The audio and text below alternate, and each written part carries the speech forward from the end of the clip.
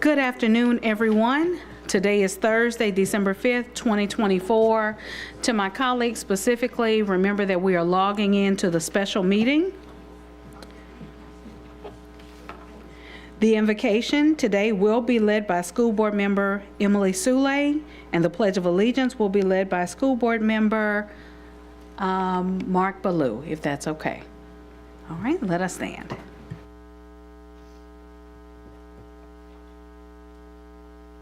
Please bow your heads.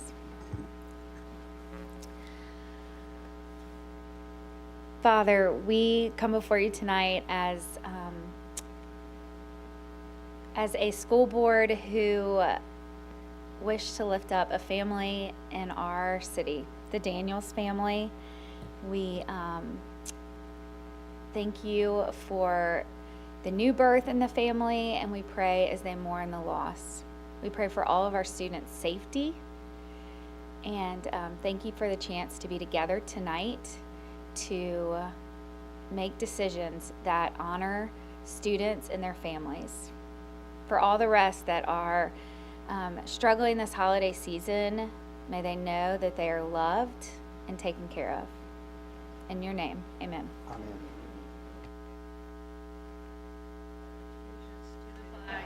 Of the United States of America, and to the republic for which it stands, one nation, under God, indivisible, with liberty and justice for all. Our meeting is now called to order. We will now have a roll call. District 3, President Powell Lewis. Present.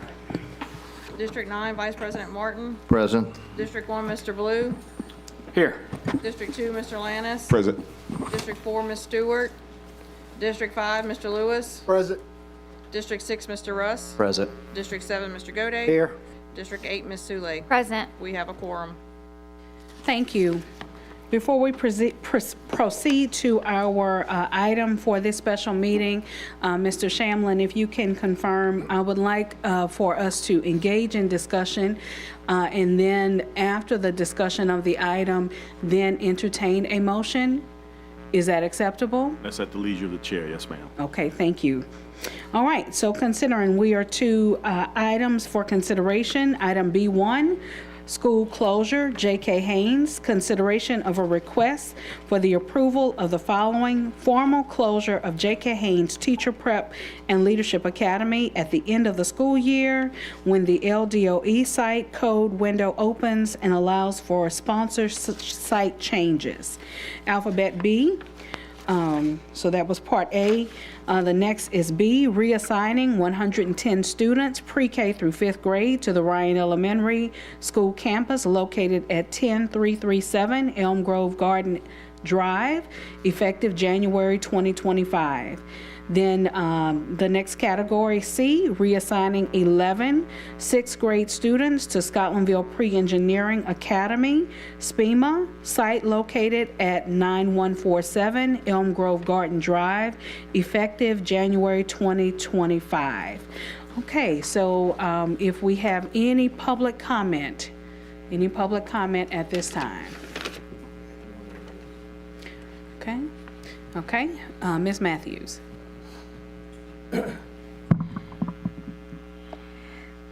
These are the schools that I do agree with consolidating due to their extremely small size, as long as we keep together the the groups that are, which is being done by this administration. And I definitely do appreciate the thought that was put into that. Also, I was asked to remind you all that there are online comments. Any further public comment in the room or in the building at this time? Okay, online comments. Yes, ma'am. There's one internet comment on this item from Dr. James Finney. He asks, please clarify before voting on this item whether the proposal is to transfer all the current J.K. Haynes students away from their current site code of 017161 or to keep them enrolled as students of J.K. Haynes while they are educated at other physical locations. That is the only internet comment. Thank you. Seeing no further public comment at this time, I have entered into the queue with board comments. Feel free to add your names, colleagues, if you would like. And first, Superintendent Cole, is there anything that you would like to share in regards to this particular item? Sure. First and foremost, I want to thank everyone for coming. I particularly want to thank the J.K. Haynes family for the work they did at this particular facility for over 26 years. J.K. Haynes himself was a pioneer in our community as an educator, particularly during the desegregation. He worked tirelessly to ensure that black teachers in this community had an opportunity to work and teach in our school system and be professionals. He also worked extremely hard with Southern University to ensure that young people had an opportunity to become educators. So he is a pioneer and someone I respect and revere for the work he did in the field of education. And for 26 years, his family operated a charter school here in the city of Baton Rouge and did a really good job of preparing students, elementary school students, for middle school. And so I think it is fitting that we as a school system work extremely hard, if this measure passes, to do something to preserve the name and celebrate the name for as long as we can for the work he's done here in our community. Having said that, upon becoming superintendent and visiting to school, I myself did not feel it was a good place for children to learn. And having such a strong feeling and belief that our students deserve to be in conditions that are acceptable for their learning, I wanted to go through a process of evaluating what we could do to improve those conditions. And so having conversations with a number of staff, community members, as well as many of you, I decided it would be in the best interest of our students to transition them to a better facility. I'd like to take an opportunity to recognize the principal at Ryan Elementary, because when I spoke to her, she stepped up to the plate and said, I want them all. Don't think about where we should send them to me. I and my staff are prepared, and we are going to do our very best to ensure those students get what they need in an effort to be successful. So, Ms. Hernandez, if you don't mind standing, I want to take this opportunity to recognize you for stepping up to the plate and being the type of leader that we can be proud of. And with that being said, that is going to be my recommendation. I think it's tough to have these types of conversations, but we have to always think about what's best for our students and then make decisions that are best for them. And I think at this current juncture, it would be best for our students to be in a much better facility. And so that's the recommendation, and I hope that the board chooses to support it. Thank you so much, Superintendent Cole. I will in some way reiterate his statements as well. I just want to share for the sake of the public that J.K. Haynes Elementary, which we have known in the past as Harding Elementary, is one of the elementary schools in my district, in District 3.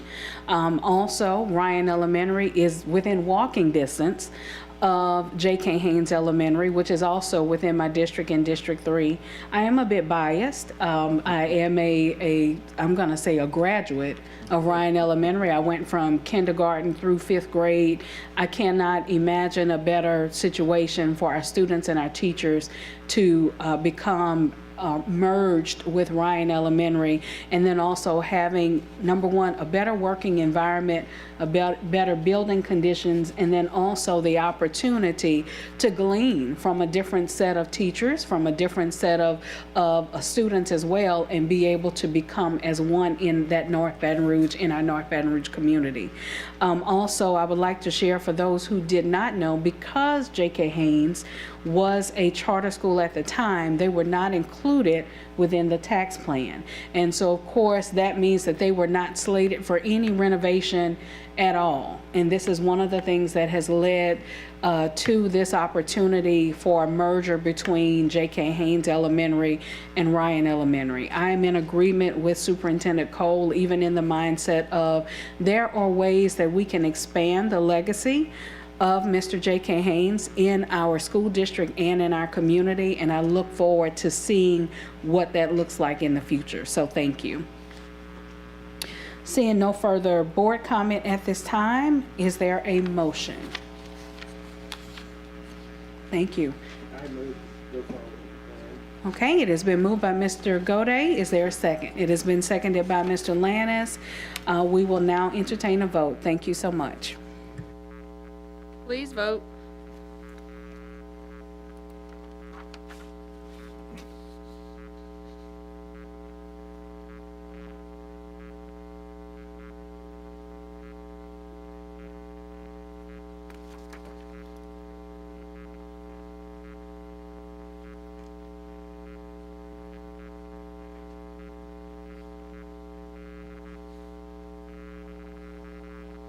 The motion carries. Thank you. Before we adjourn from this meeting, Superintendent Cole has a comment. Thank you, members of the board. I'd like to take an opportunity to thank staff, particularly Adam Smith, Bianca Williams, Katasha Edwards, Joni, Sam, and the rest of the team for working extremely hard to make this happen.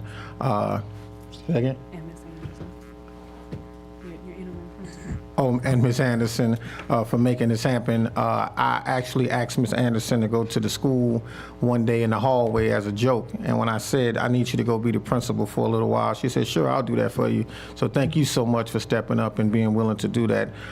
This happened pretty fast, but the team worked extremely hard to make the transition and plans work, to make sure our employees' questions were answered. And then next, Mr. Morales and Mr. Gilbert are going to lead the charge in making sure the transition happens between now so that all of our students are prepared. So I want to thank the entire team and the entire staff for your efforts.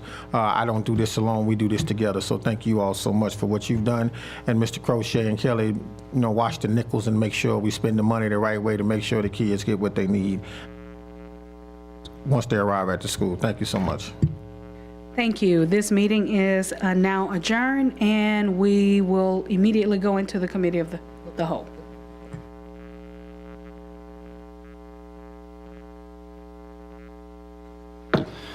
Now called to order the meeting of the Committee of the Whole. Madam Secretary, will you call the roll?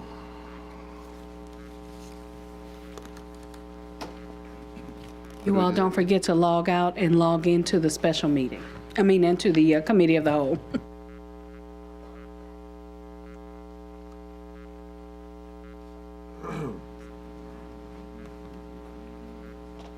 Now y'all can log in. District 3, President Powell Lewis. Present. District 9, Vice President Martin. Present. District 1, Mr. Blue. Here. District 2, Mr. Lannis. Present. District 4, Ms. Stewart. District 5, Mr. Lewis. District 6, Mr. Russ. Present. District 7, Mr. Goday. Here. District 8, Ms. Sule. Present. We have a quorum. Thank you very much. All right. First item for business is item B1, Fiscal Transparency Report. This is just a reminder that we have made available the monthly Fiscal Transparency Report in accordance with board policy that lists all the contracts below $50,000 that the district has entered into. Moving on to item C1, school presentation. Superintendent, is that a... We're going to have a presentation tonight from one of our principals at, escapes me which school we have up tonight, Katasha. Belfair Elementary is going to be presenting this evening. I had an opportunity to visit Belfair a few weeks ago. doing some phenomenal things. Spoke with the principal outside for a while. She had some requests, and we try to make sure that we provide our principals with exactly what they need in an effort to be successful. So as part of the strategic plan that we're going to release in January, the board requested that we talk about children at our meetings as much as we can and talk about our schools and what is happening in our schools. And so to that end, we try to allow a school to present at every board meeting. So at this time, we're going to hear from Belfair Elementary School. Let's give her a round of applause. Mr. Lana says she makes her way this way. That's another District 3 school. Woo-hoo. Well, be nice tonight. Good afternoon, Superintendent Cole, President Paul Lewis, and to all of the board members.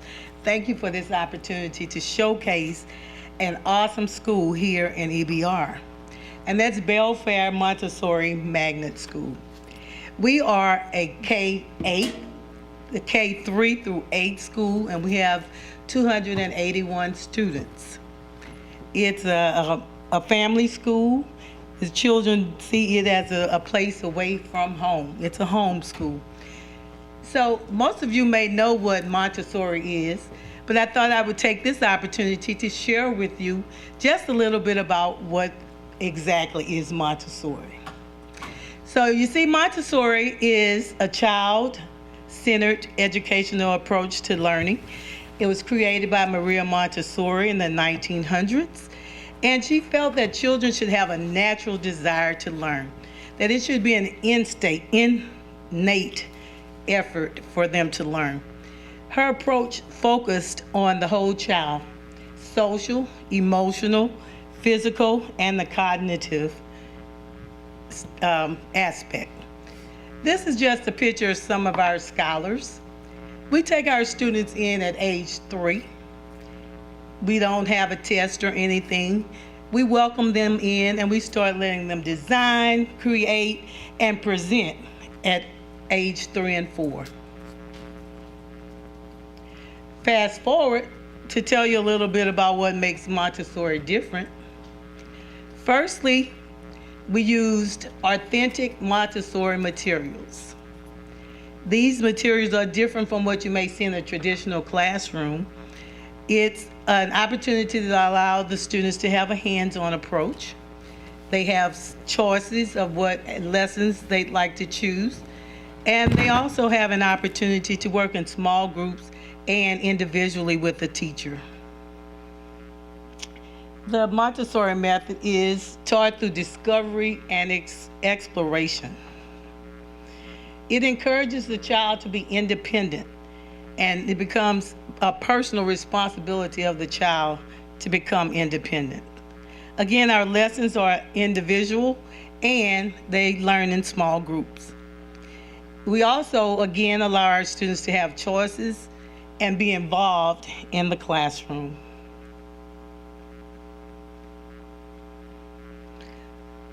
Another thing about the Montessori program is mixed age groups. We have children in different ages, our 3-year-old, 4-year-olds, and our kindergarten students all work in the same classroom. That's our early childhood group. We have lower elementary for ages 6 through 9. We have our 1st, 2nd, and 3rd grade students working in the same classroom.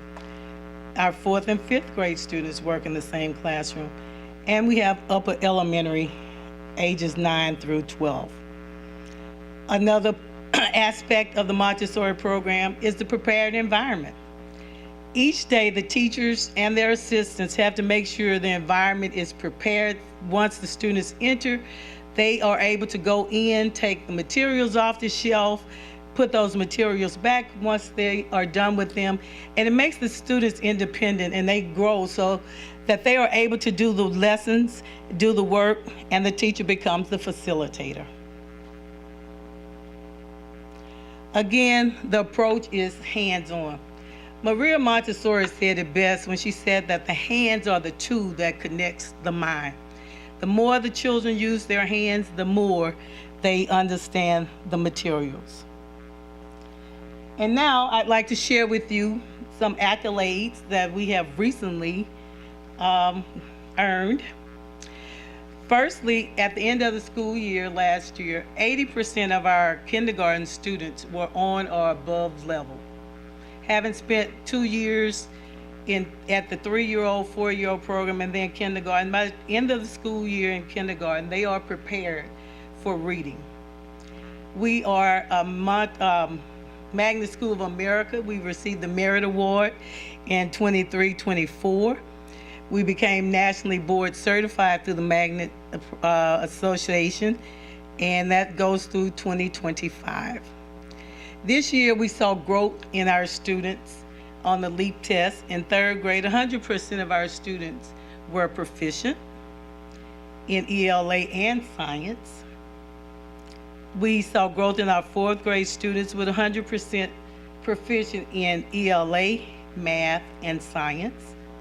We saw growth in our 5th grade students, our 6th grade students, and our 7th ELA, math, and science students.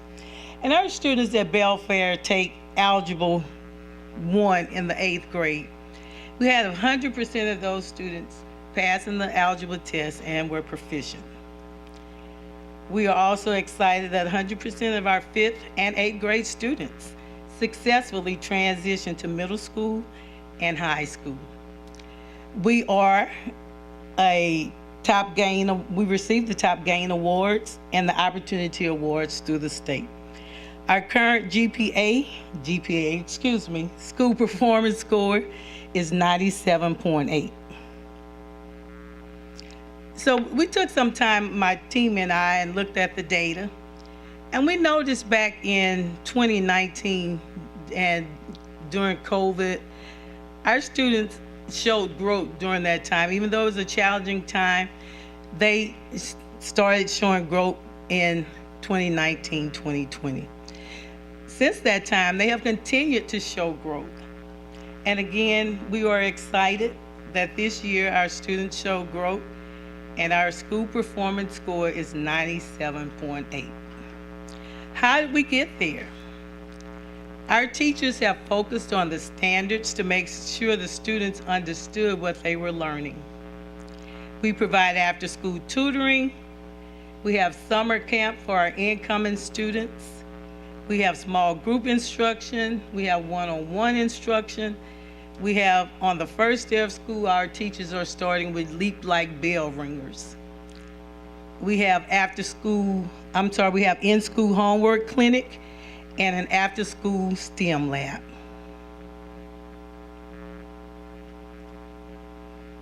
So what makes Belfast successful?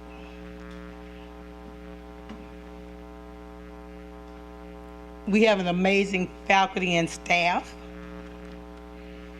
We have some incredible community partners. And we have supportive parents. The parents are always out at the school whenever we're having any activities. They come for parent-teacher conferences. And our most exciting thing was having 200 plus parents come to our Donuts for Dads. And of course, we could not do it without our amazing students. These are pictures of our scholars, and on the picture at the bottom, you can see our students work with rugs. They take the rugs out and they put their materials down. And in our lower elementary classes, that's mostly where you can find them working. And just to sum this up, I wanted to share with you a quote from one of our students from last year. We were talking about their experiences at the school, and they were writing about their experience. And so I share this with you. She said, after going to Belfair all of my young life, I would say Belfair is one of the most supporting, welcoming, caring, positive, and inspirational schools in Louisiana. I have learned so much, from how to button up my shirt to learning algebra. My class had the highest algebra score in the district, and that's because of the great teaching here at Belfair. I could say much more, but I'll end with saying that Belfair is a great school. Thank you.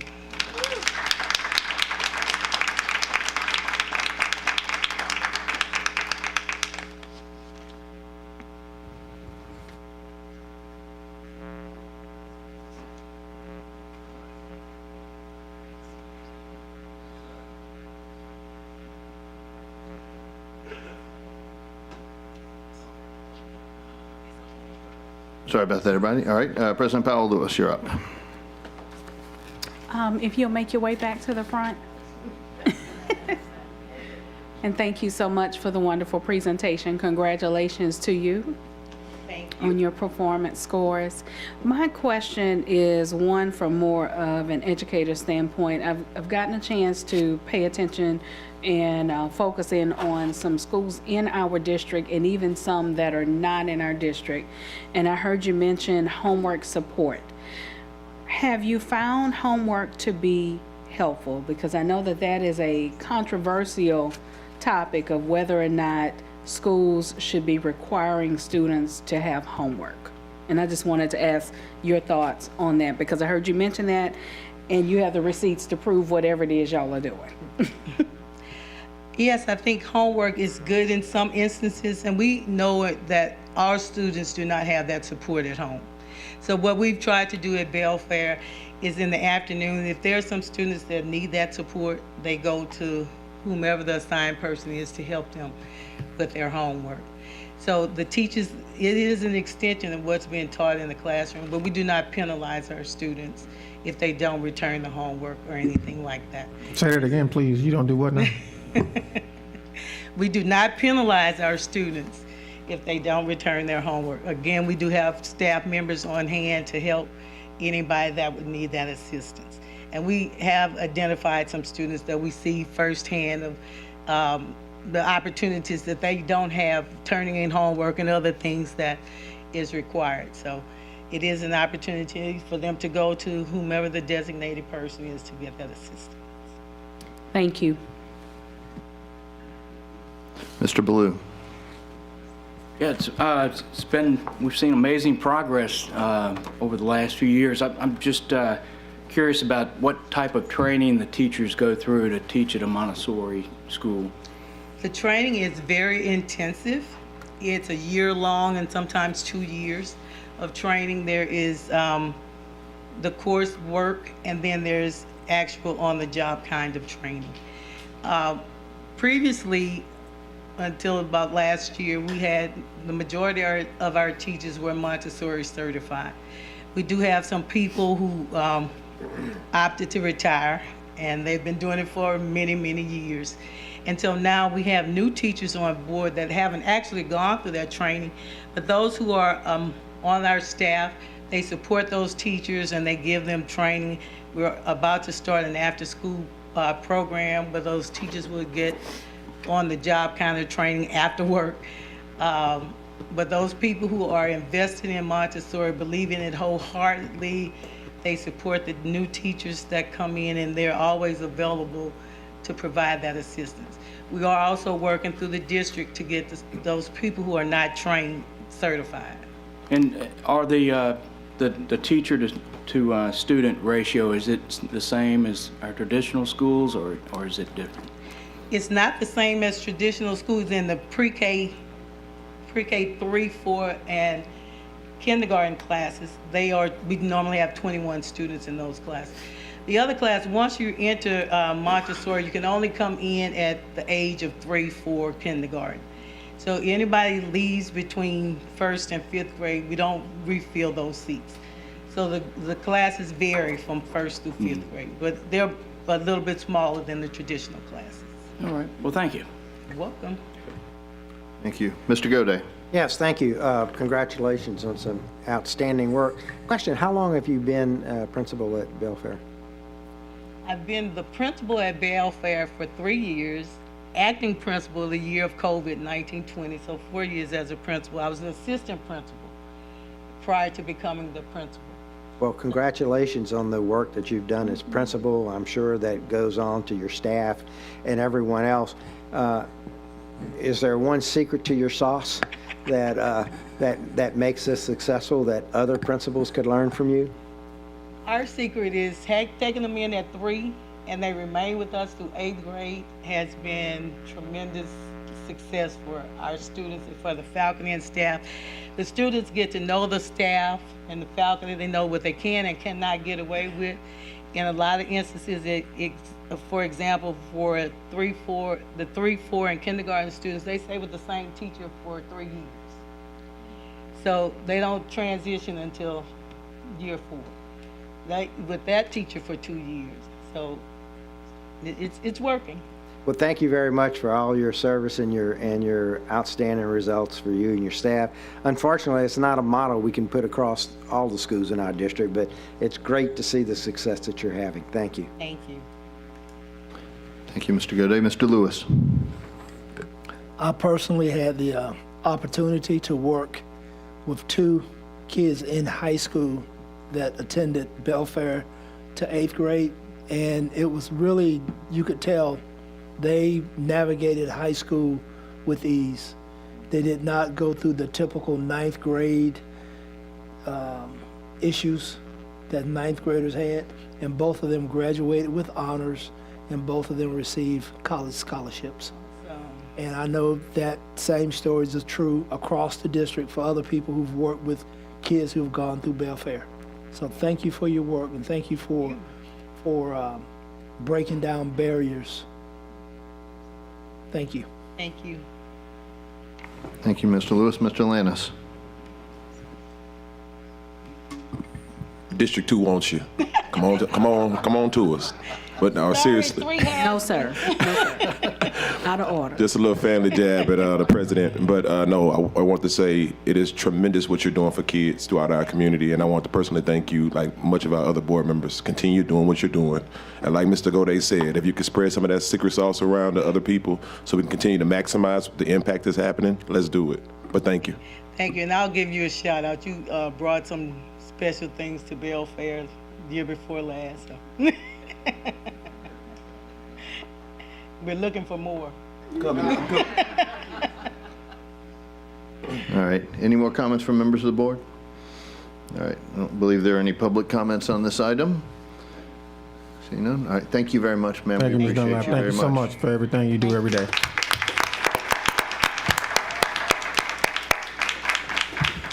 Before I move on to the next time, I want to take a moment of personal privilege to recognize 2 very important people to me in the audience tonight, my mother, Kay Martin, and my sister, Shannon Betts. You may have heard me talk about my sister, the early elementary reading teacher, and that's her right there. And, of course, I owe many debts to my mother. Thank you. So thank y'all for coming. Thank you. All right, moving right along. Item C2, school and district performance scores. Superintendent? Yes, sir. We're going to have a presentation. We're going to have 2 presentations because I think it's extremely important not to rush through how our schools are performing. We're going to talk about the good, the better, and the not so great in the areas that we need to improve. Oftentimes, any leader of any academic institution wants to talk about only the good and give the impression that we're only doing good. And oftentimes, in having those types of conversation without talking about the areas where we need to improve, we leave out a few of our schools and we leave out a few of our students, and we cannot afford to do that. So I've asked Andrea to be very transparent and deliberate in this discussion, but more importantly, as we talk about the gains we've made, which we've made tremendous gains at some of our schools, and a lot of our students have made gains, we also have to talk about the declines we've had in some of the areas where we need some intense attention, and we have to be deliberate about what we do at some of those schools, which is part of a larger conversation I think this community has to have in terms of what's best for our students. We just heard from a principal who's doing some phenomenal work at Belfair Montessori Elementary, and some of you asked her questions around the secret sauce and some of the things that she's doing. We have to think very strategically about how we take Ms. Dunlap into other schools and allow her to professionally develop leaders so that they could use some of the same strategies, best practices that she's using in the schools in order to help our students get better. So this is a much more than a presentation. This is a academic analysis of where we are, where we want to be, where we're going, and how we plan to be there. So this will be done in 2 parts. And then even after she completes the presentation in 2 parts, we're going to continue to have these conversations, if it pleases the board, over the 25 semester, so we can continually keep out front where our students are and how we're trying to help them get better, and then where we need to deploy our resources in an effort to do so. So with that, Ms. Okonski. Thank you, Mr. Cole, and thanks to all of you for allowing me once again to be the face and the voice of telling our story for our students. We're going to look at a lot of numbers tonight, but I'm glad that I followed Ms. Dunlap, even though I've known her for a long time, and she's a tough act to follow, because she reminds us that behind each of these numbers is a face. It's the face of our students, and it's the face of those families and our hardworking staff who supported them to persevere. The number may not want it to be what we want it to be at the end of the day, but it shows their perseverance to take a test, to complete a course, or to walk across a stage. So we're going to start with just some level setting about Louisiana academic and accountability policy. Rooted in policy, Bessie Bulletin 118 is the accountability system. The accountability system says that annually each school gets a school performance score. The district likewise gets a district performance score.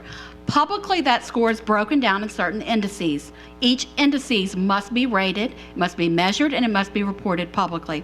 You see on the right-hand side there those indices that we're going to take a high-level view at tonight. As the superintendent indicated, our goal was just to give a surface-level view of this release, but what we intend to do is to come back to you at the next meeting and in subsequent meetings to dig into some of these indices that we feel are important for us in our academic strategy moving forward, and then to visit other pieces of the puzzle, such as subgroups, early childhood, and how it all relates. As just a reminder, schools are measured a little differently depending on your configuration. You'll notice there that green is assessment. That's your LEAP test for the most part. So when students take a test, that's your assessment index. At the elementary level, it's 70%. For schools with a grade 8, it's 65. Notice right now it's a small piece for the high schools. Moving forward, we'll be talking about that in months to come. That is set to change in upcoming years for the high schools. That blue piece is your growth or your progress. When we talk about a progress letter grade, progress tells you, did I meet my individual academic target, or did I outpace my peers in how I grew from one assessment to the next? You also have what the state calls interests and opportunities that we'll talk about tonight, and a small piece for the middle schools is DCAI. DCAI is just the index that gives the middle school credit for offering high school courses on that campus. On the high school side, you see their pie is broken out a little differently. It includes your graduation rate, your strength of diploma, as well as your ACT. So in recent months, we've heard a lot of talk about changes in the Louisiana accountability system. Written into policy several years ago, the grading scale was supposed to change for this year. The state retracted that. It did not change. The current system has been in place since 2018, and this grading scale is the same one that it was in 2018. So on the traditional school side, it did not change. On the alternative school side, if you see on the right-hand side of your screen here, it did change for those alternative schools. I'm happy to report, as you'll see a little later, our alternative schools navigated that change very well. None of them lost ground on a letter grade, and one of them improved a letter grade and was recognized by the state for that improvement. So we'll look at that a bit later. So what is our district performance score? Our district performance score is currently a 70.1. That is the district performance score. If you notice over to the right side, you'll see that grading scale. As we talk about each index tonight, 150 is your goal. 150 is your highest A. Or maybe I should say 90 is your goal, because once you hit a 90, you hit the A range. What does it take to be a B? If we are currently a 70.1, how do we get there? We've got to get to a 75 by this point next year to be recognized as a B. If you look at the chart, you'll see the Louisiana Department of Education and our district's progress over time under this current accountability system. The state came in with a state average of 80.2 during this cycle of accountability. It's interesting to me to go back to 2018 when this formula was born, to notice that both the district and the state have really changed within 4 to 5 points over that range of time. We know COVID impacted everyone significantly. You see in that 2021 year, both had a decline, and then you see the steady rebound since. We often get compared to districts around us and across the state. This first slide is designed to answer your question of how do we compare to our neighbors? So what you see here are those districts who border us, those districts who are in close proximity to us. What I would encourage you to do is take a look at certain columns here, the total sites within each LEA. In the middle of your screen, you will see the total number of students enrolled in that LEA. And then all the way to the right, you will see the economically disadvantaged percentage, as well as the LEP percentage, and the minority student enrollment. You will see that as we are often compared to these school systems that neighbor us, we are the largest in the area. Limited English proficiency, those are your English language learners. Thank you. If we switch the slide, we're going to look at districts who are like us in size and demographics. These are your larger districts in the state of Louisiana. Jefferson Parish remains the highest populated district in the state. We are the second largest traditional school system. However, Orleans has an enrollment in the entire LEA slightly larger than ours. So you will see Jefferson, Orleans, and EBR for size there. You'll notice, again, it's the same setup. All the way to the right, you can see the economically disadvantaged, the English language proficiency percentages, the minority percentages. All the way to the left, you'll see the letter grade history of those districts. You'll see that Jefferson crossed that 75 mark this year. Orleans is close. They're knocking on the door. Caddo as well passed the 75 mark.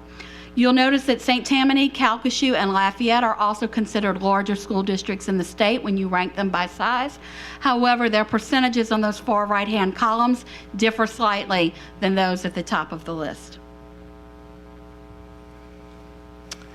I spoke earlier about the indices that are required for public reporting, so I want to take a minute to refresh you on each of these. Assessment, or your tests that your students take. For the most part, LEAP is what's weighted there.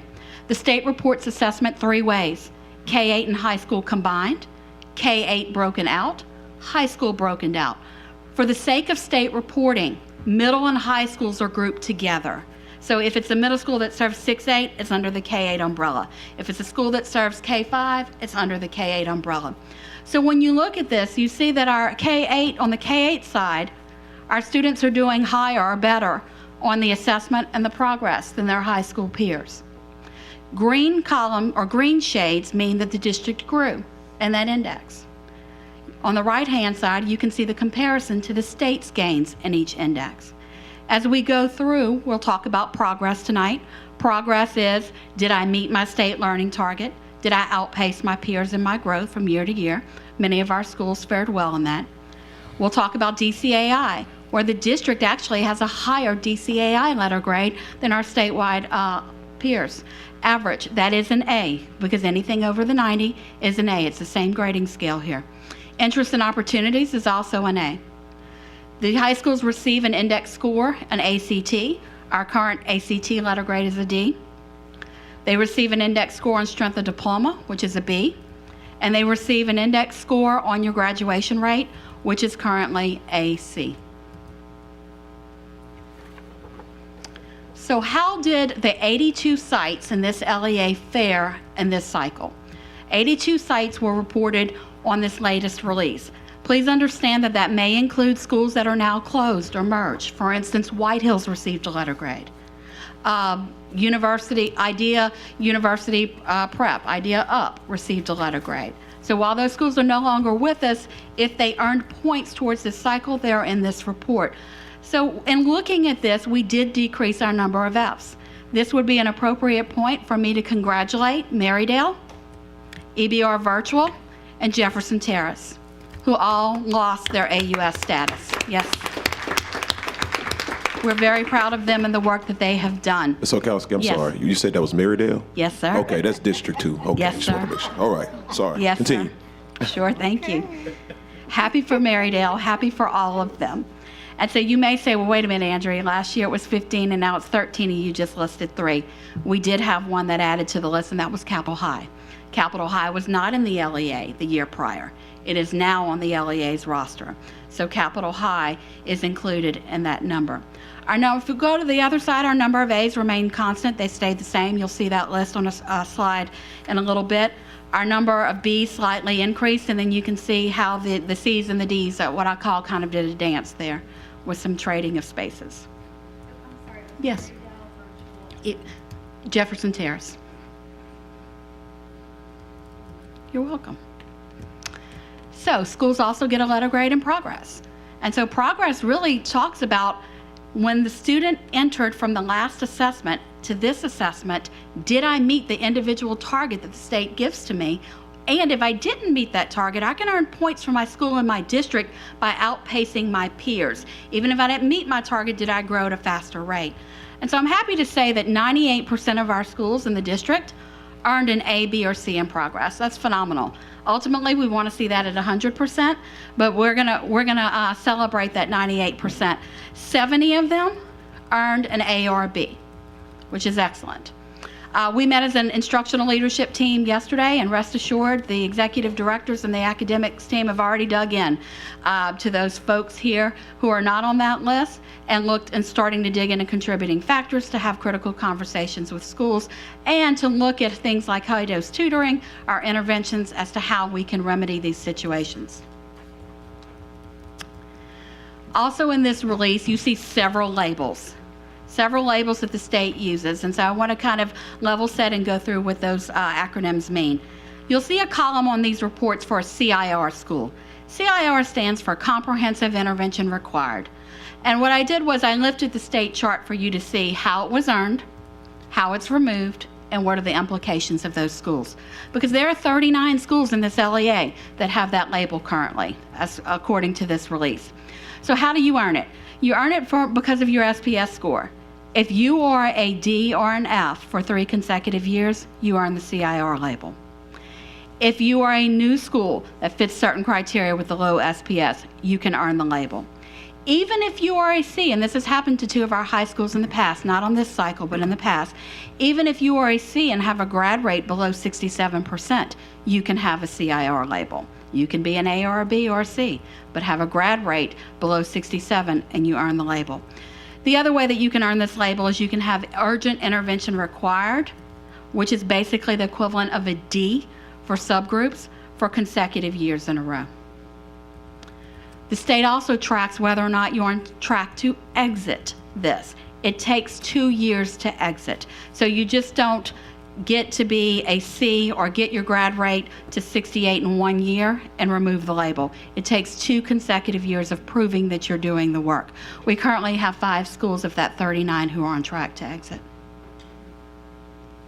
So some of you may ask, how does this compare to previous years over time, especially pre-COVID? If you go back to 2019, which is the first year that these labels were assigned, we had 33 CIR schools with 12 on track to exit. You see that number increased because of the struggles associated with the pandemic. And this year we're at 39 with, again, 5 on track to exit. Some of you are interested in subgroups. The 2 largest subgroups in this district, as you saw on those demographic slides, are African American and economically disadvantaged. And so those are 2 subgroups that we track heavily. And as part of these releases, the state also assigns letter grades and performance scores to each subgroup. On the left-hand side, you'll see the Louisiana Department of Education subgroup ratings, their letter grades, and the scores that they earned. Again, this is on that same scale where 90 to 150 is an A. You want to hit that 75 mark to be a B. On the right-hand side, you'll see the district subgroup scores and then our letter grades. We do have 3 subgroups that did outperform their statewide peers. However, if you look at the other subgroups, you see that there are significant gaps to statewide peers. Another acronym, AUS. AUS stands for Academically Unacceptable Status. An AUS school is simply a school that has earned a letter grade of an F. It has a number behind it. The number behind it indicates the number of consecutive years that you've earned that letter grade. This is the BESE policy regarding AUS schools. This is significant here, and I've color-coded it intentionally to pair with the next slide. If a school is in its 4th consecutive year, it is eligible for BESE intervention. At the 3rd year, those conversations can start. So if we pivot to the next slide, and the color codes match the previous slide, you'll see that we have 2 schools that remain at the intervention status for BESE at AUS 6, 5, and 6. That would be Capitol Middle and Park Forest Middle. We have a handful of schools that are in that AUS 3, that orange range. That would be Glen Oaks Senior High, Idea Bridge, Estruma High, and Claiborne Elementary. Helix Legal Academy, IDEA Intervention, Eva Lagarde, and Winburn are all at AUS 2 status. Capitol High and J.K. Haynes are in their 1st year. They got a reset when they came back to the district from the state. So it starts over. Ms. Dunlap showed you these icons, and I think it was by design that she presented tonight, because you're going to see her school manifest itself in the next couple of slides. So we just looked at a certain group of labels. Now we're going to look at the other extreme labels. The state awards performance labels to high-performing schools. 517 schools statewide earn the top gains honoree. 24 of them call EBR home. We were ranked in the state's top 5 districts for the most schools in this category. These are schools that have earned a progress index equivalent to an A and did not earn any intervention required labels for their subgroups. On the other side of the screen, you see there were 189 opportunity honorees. This is a higher award. The criteria is steep. To be recognized as this, you have to be in the top 10% for performance among students with disabilities, English learners, or economically disadvantaged students. Again, there are 189 statewide, 11 in this LEA. We were ranked 5th across the state for districts with the most earning this award. So who won the award for the highest school performance score in the district? And there's some competition out there, if you're not aware, for some of these titles and placeholders. Baton Rouge Magnet High School, it remains the district's highest performing school with an SPS of 128, letter grade of an A. It was spotlighted in the media release by the Louisiana Department of Education for being in their top 10, the 6th ranked highest performing school that serves students in grades 9 through 12. Mayfair, in this release, surpassed Westdale Heights Academic Magnet. Mayfair is the new number 2 school in the district, and they received a spotlight in the Louisiana Department of Education's media release as being the 3rd highest performing school that serves students as grades K-8 across the state. On this slide, you will see Belfair is here, and this is your top 18 of performance ranked schools in the district here. These are your A's and B's and everyone who earned over a score of an 80. Excuse yes, sir. me, interrupt just for a second. I'll be remiss if I did not point out Coach. that Westdale is in what district? Oh, okay. I'm sorry, 5, okay. And there are some other 5s on here too, but I won't interrupt for those. All right now. Thank you, Coach. Yes. It's coming. It's coming. It's coming. We're going to switch gears here. And those of us who like to play in Excel are going to change the filter. And we're going to sort by highest growth, highest gains within the last year. Basis Mid-City was spotlighted by the Louisiana Department of Education as being the number 1 ranked school across the state for growth. Helix Aviation joined them on that list, ranked 7th. Basis Matera ranked 8th in growth for schools serving high school. EBR Readiness Alternative School ranked 9th for alternative schools across the state. Excuse me, was that the middle school or was that the high school? They're all under the same site code. Okay. So they all contributed to the piece. So is the middle school in District 3? I think that many of you could take some claims to this. Okay, we're going to stop. We're going to leave you alone. one's in District 5, right down the street. Go ahead, we apologize. So what are our headlines? What do we want to take and dig deeper into from this release? The first thing that we want to celebrate is that 3 schools exited AUS status. So we've already noticed. 13 improved by a letter grade, and we're very proud of their efforts.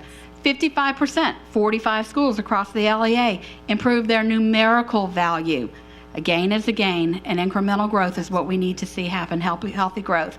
98% of schools within the LEA earned an A, B, or C in progress. As you've seen, we've had some recognitions here, with 29% earning the top gains honors, 13% as the opportunity honorees. And then again, we had multiple schools on multiple top 10 lists released by the Louisiana Department of Education. So where can one find this rich data to dig deeper if you'd like to build your own Excel files and sort and filter or fact check us? Here are links to publicly released reports in the Louisiana Department of Education's website. As the superintendent indicated, our goal, it was for tonight to kind of be an appetizer and to introduce the scores. What we would like to do is come back to you in 2 weeks to dig deeper into key indices that we have identified as essential and crucial for us getting to that B level next year, inclusive of some not only subgroup data, but also the early childhood ratings, because the early childhood centers got their performance scores released as well. For those joining us at home tonight who are following along at home, if they would like to access the reports because they don't have access to this presentation, the Louisiana Department of Education hosts a robust library. The link is there. I would invite parents and concerned family members to visit Louisiana School Finder if they never have. It allows you to type in the name of any public school or education center, and then you can see the report card data, and you can also filter it to compare it to other schools. The State Department is in the process of updating that with the new data. It may not all be out there yet, but they're working on it and should be in a timely manner. The Louisiana Department of Education also offers a family support toolbox where they have videos and handouts for parents to better understand the Louisiana accountability system.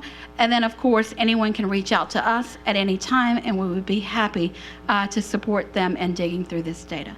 So I'll pause there to see if there are any questions. President Powell Lewis. Thank you. You actually answered my questions that I had, and I just want to extend kudos to, number one, to you, Ms. Okonski, for giving us this very transparent data and then reminding us to go take a look at the links if we want to fact check. So thank you so much for that. But also, I would like to say congratulations. I know that Mr. Darren Clark was super excited to see the growth at his school, and he actually emailed me to share how excited he was. So I would like to say congratulations to our alternative schools for meeting the challenge. Absolutely. Thank you. Thank you. Mr. Lannis. Ms. Okowski, the data guru. You did a great job thank you, sir. breaking this down for us, but not just that, but just laying out what the landscape looks like in terms of academic impact. What I will say, though, is I was saying this maybe about a year ago, Coach, you talked about data. You talked about this about a year ago. Now looking at this and seeing a deeper scope of what we are looking at for above our district, there are things now that really do concern me. And it dates back to what you said. I just wanted you to know that. One of which is, and this is not knocking our district, right? We made tremendous progress, and I want us to continue doing that. But there are some underlying numbers that do concern me, and I know that we have a person that we selected to be our superintendent who's going to help us work through all of this. But these are things that they keep me awake at night. We have 29 underperforming schools. 8 of our 15 high schools are underperforming. 7 of those 8 underperforming schools are located in North Baton Rouge. So that's districts like yours, mine, District 5, and District 4. And 21 of our elementary schools are underperforming. We have a lot of work ahead of us, a whole lot of work. I don't know how we get there, but as I said before, Superintendent Cole, I know you're the man to drive this vehicle, and I'm hoping that we're going in the right direction. Again, I just wanted to just lay that out. Those are just things that really, they creep in the back of your mind, because it makes you think, what are we not doing? what can we do more of, and how can we work as a board in supporting what's happening on the ground inside of our district. So I just want to lay that out, but I give it to you, Superintendent Cole. Thank you, Mr. Lannis. Mr. Gode. Yes, thank you. Thank you, Mr. Konski, for all the data. You know, I've already been on the websites and digging up the data. And congratulations to everyone. There's a lot of hard work represented in these numbers, and hard work even where some schools fell back a little bit. It's not, you know, I don't want to be a Debbie Downer, but it's a lot of hard work putting into this. But just sort of to echo what Mr. Lannis just said, you know, when I go to your page 18 where you list the rank order by growth, the thing, and I know we focus continually on early childhood education and things like that. That's the foundation we need to build. But there's only one high school in that whole list of the top gains, and that's Tara High School. And I saw your smile. And Tara is a high school, and I've talked to the superintendent about this before. This is nothing new. But, you know, Tara has embraced a lot of things and really pushed a lot of things. And so one of the messages I think we need to give is that we need to continue to do these things. The things that work, we need to push them and make them happen. And adopting those things that work is not an option. And, you know, it may be uncomfortable, change is uncomfortable or things like that, but we cannot any longer continue to choose not to participate, is a good way to say this. In many of these programs, we have to do it because our kids need it. And so I hope next year when we come up, we'll see more high schools in this list, and particularly 2 years from now, because we can't wait 8, 9, 10 years for our elementary school kids to be graduating from high school. We can't give up on the kids who are in 9th and 10th grade today. We have to do better for them as they go on. Not to take anything away from the emphasis on the early childhood, but we have to do better in high schools across the board. I guess I can say except Liberty and Baton Rouge High, because they were already A's, but you know, there are too many high schools actually declined, and we need to do better. But again, a lot of hard work in that, and thanks everyone for all the hard work they put into it. Thank you, Mr. Gode. Mr. Lewis.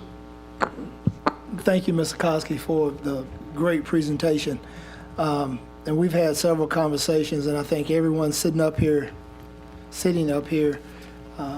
know that I've always been concerned about subgroups, because you have to move your district from the bottom up. And like Mr. Gode, I've been kind of plowing through the data myself and echo what Mr. Lannis was saying. And I just pulled out 2 schools that I want to just mention. I'm not trying to pick on anybody, but for example, and you said that this year, LEAP is a big part of this assessment. Beyond this year, end of course exams will become a even bigger player. But as of today, I was looking at Bel Air High School, in the subgroup of Black and African American, they were 51% unsatisfactory. Economically disadvantaged, 54%. English learners, which is our fastest growing population, was at 84% unsat. Regular ed, 55%. So to echo what my 2 colleagues said, we have a high school problem in EBR right now. If I go down and look at Astruma, and they're doing some great things at Astruma. Black and African American, 68% unsat. Economically disadvantaged, 67% unsat. Students with disabilities, 83% unsat.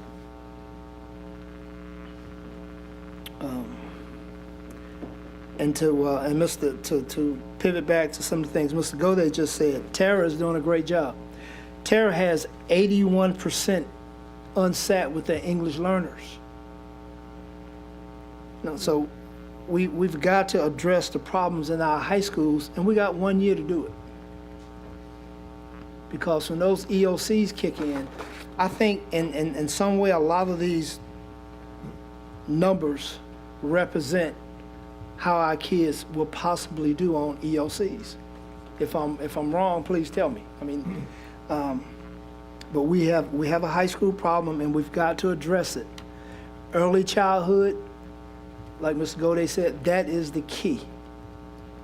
Schools like Bellflower Montessori, if we could mix a little bit of that with everything we do, we wouldn't have some of the issues we have. We also have another Montessori school in this district that I have great faith and great confidence that they will be standing here hopefully in a year, speaking about a lot of things that Belfair is talking about. So, let's address the high school problem, because if they don't make it in high school, they're not going to make it in our society. They're not. And again, thank you for all the hard work you and your team do. So let's roll up our sleeves and get ready to, improve in our high schools. This time next year, I hope that there's, I don't want to say drastic, but I hope there's very, very, very measurable growth in our high schools. Thank you. Thank you, Mr. Lewis. Thank you, Coach Lewis. I've been into the queue.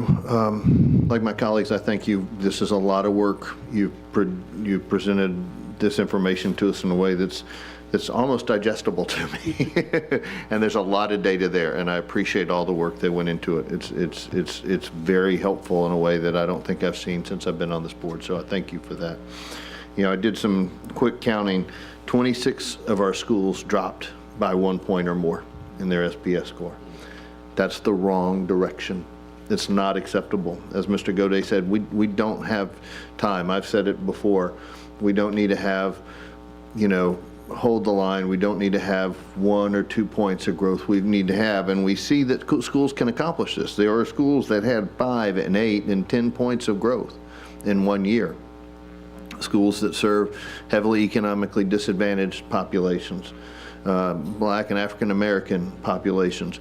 There are schools that are succeeding, and I think we need to I encourage our superintendent to really have the team look at what is working at these specific individual schools. What have they done? Tara, led the country in accomplishment of their 9th grade readiness program, right? And we heard reports when we approved that program again for next year that not all of our schools have embraced that 9th grade readiness program. Maybe they need to, right? And maybe we don't need to leave that up to the principals whether they're going to embrace it. Maybe we need to say this is what needs to happen. If that's something that the school, the one high school that's shown significant growth from a D to a C is doing that, maybe that's something. Maybe Mr. Heyman has the secret sauce somewhere else. Whatever it is, please figure it out what it is and get the other principals, the other schools to adopt that or do something else that's going to actually drive them forward, because we don't have these. It's not a matter of we don't have the luxury of time. These students don't have the luxury of us taking longer to get our act together. We have to get this done. And to me, the key is what is actually happening on the school grounds, what is actually happening in the classroom. It's not necessarily a matter of funding or strategic initiatives at this level. It's a matter of what is happening in the classroom, what can we do to position to support our teachers, make sure we have the right teachers and principals in place to get our kids educated. Thank you. Ms. Sule. Thanks. Yes, to everything that has been shared, I appreciate the explanations of the acronyms like CIR. One that I had a question about was the interest and opportunity, the one that we averaged higher than the state average. What is that? So interest and opportunity is basically a menu-based approach where school leaders select off of a menu certain indicators that you will be measured by at the end of the year. It works, our size and our diverse portfolio in this instance works to our advantage. Unfortunately, This is an A that will go away Yeah. under the new system. What we can do is we can show you some screenshots of that menu coming up, but let me give you a good example. Mr. Bernard Williams was here a few weeks ago, and he talked about his students who were passing that French exam, the same one that students in our high schools take, the elementary equivalent. He doesn't have to offer that. He's choosing to offer that. So the state is rewarding that school and this district by investing money in that opportunity for students as a way that you can earn accountability points. So you can select from a menu of options of things that you will commit to doing for students, things that interest them, and things that give them opportunity for more equitable access to education. And then once you prove the documentation, either through the student data or through artifacts that are required for submission, you earn the accountability points towards it. But I'd love to be able to show y'all some things next time. Yeah, that would be great. I would like to hear more about that. Also, I would love, and as we do a deeper dive, I would like to hear more about trainings that teachers are getting, especially like we're talking about this problem that we're having with high schools. Like, how are the high school teachers being trained? I recently heard that our teachers should be being trained in the science of reading, and I would like to know how many actually have been, and as well as other trainings that the state is putting out, and things like that. Where are we on things that we are required to do? Have we done them? So that we can see if maybe part of the issue is we're not actually. I just want to see where we're at. Absolutely, and I know Ms. Edwards is back there probably smiling because she and team have designed what they're calling just-in-time trainings that I know she'd love to share and give you guys more information about. Great. Thank you. Before we move on to Mr. Russ, I just have a point of clarification. So would dual enrollments be considered as? You're getting your, go ahead, I'm sorry. The what was it that you mentioned? The interest? You're getting your dual enrollment points through your strength of diploma. Okay. Dual Gotcha. enrollment and strength of diploma will be reconfigured under the new formula. Okay. But you will still be able to earn accountability points towards those students who have dual enrollment paired with an ACT score. So that's not in interest But and to answer opportunity. your question, that you're getting your dual enrollment points on your strength of diploma, which we Gotcha. can dig into next time as well if you guys would like. Okay. Thank you, Mr. Russ. Thank you. Thank you, Mr. Konski, for the great presentation, and Superintendent Cole for bringing this forward to us. I think we're having a much more robust conversation about the state of academics than we've had in the past around SPS scores, at least. Had a couple things I wanted to note as I'm looking through this great, lovely chart that I'm going to bring home and study. Yeah. Thank you for making that. One thing that I noticed is a big opportunity in a subgroup, which is students with disabilities. And I'm noticing, and I think I counted about 38 of our schools that are either in UIR or UIN status for that subgroup. And that seems outsized, it seems large, and I think that's a big opportunity that we have, and so I just wanted to take note of that. I'm going to hope to maybe dig into that and understand it a little more, but we don't have to do that tonight. Also, for Mr. Gode, I wanted to ask a question about, was it Park Forest Middle? And pointed out that it's currently an F-rated school that has been in AUS 6+ years. And perhaps ask Mr. Cole if we have any special plans or attention for that school in particular. Yes, we do have a plan to address some of the academic inconsistencies at Park Forest Middle School. When I was appointed, many of the implementation strategies were already in place for the school this year. We've made some adjustments in some of the areas there, but we have to make some drastic changes as we go forward. And so that's something I wanted to talk to the board about in a workshop. Because it's going to require us to think differently in terms of how we address some of the academic needs, not just at Park Forest, but in all of our schools that we recognize we have some struggles. We're going to have to think differently about resources, funding, extended school day, incentive pay for teachers, and then how do we really get in and analyze what's happening at those schools so we can determine what's best. And that may look different for those particular schools. Some of what we do at those schools may look different from other schools. And so, yes, there is a plan. We're discussing it and want to really sit down and have an opportunity in a workshop to kind of go through the data with you. But as always, I would invite all of you on Tuesday and or Wednesday. We meet about 60 of us on Tuesday and or Wednesday morning. And this is the crux of the discussions that we're having about our schools. And then towards the end of the week, we're calling individual schools in saying, here's what we see, what do you see? Are we in the same book? Are we on the same page? And if not, here's where you need to be. So I would invite any of you to participate or listen to some of those conversations as we are preparing for budgeting, as we're preparing for the spring, and as we get ready. And I want to be clear and state for the record that, some decisions are going to be made that may not make some adults happy. There may be some level of adult inconvenience as a result of the decisions we make about how we meet the needs of our students, but I'm okay with that because we ask the adults to do this work. We have to provide them the support and the resources necessary to do it, but once that's done, we have to hold folks accountable. Now, with that being said, we going through, looking at all of our U.S. schools, having conversations with school leaders, talking about what they need and the type of supports we need to put in place. And we're doing that as we go. But I do recognize that we may need to start fresh with some of our schools, and Park Forest Middle School may be one. And that's no attack on any of the staff that's there. The new principal, Mr. Rawls, is doing a fantastic job. He's working extremely hard. But sometimes we put people in systems that are not good. And so we have to think about how do we change the system that we're putting people in. And I think Park Forest Middle School is a school where we need to change the system that's currently existing because we see that there have been declines over a 7-year period. We may need to change the system for the good people instead of putting good people in a bad system. So I hope that answers your question. Absolutely. And I think you touched on what some of my next comments were going to be, so I appreciate that.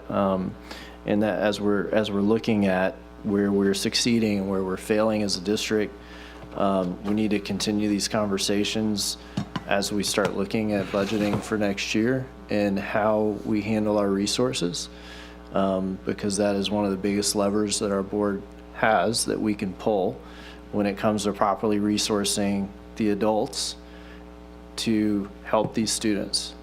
And as Mr. Lewis was talking about, the problems that we're experiencing with our students in high schools, my belief is that those are a reflection of the failures that those kids experienced, the failures that we as a community have put in place when failing them as early as elementary school.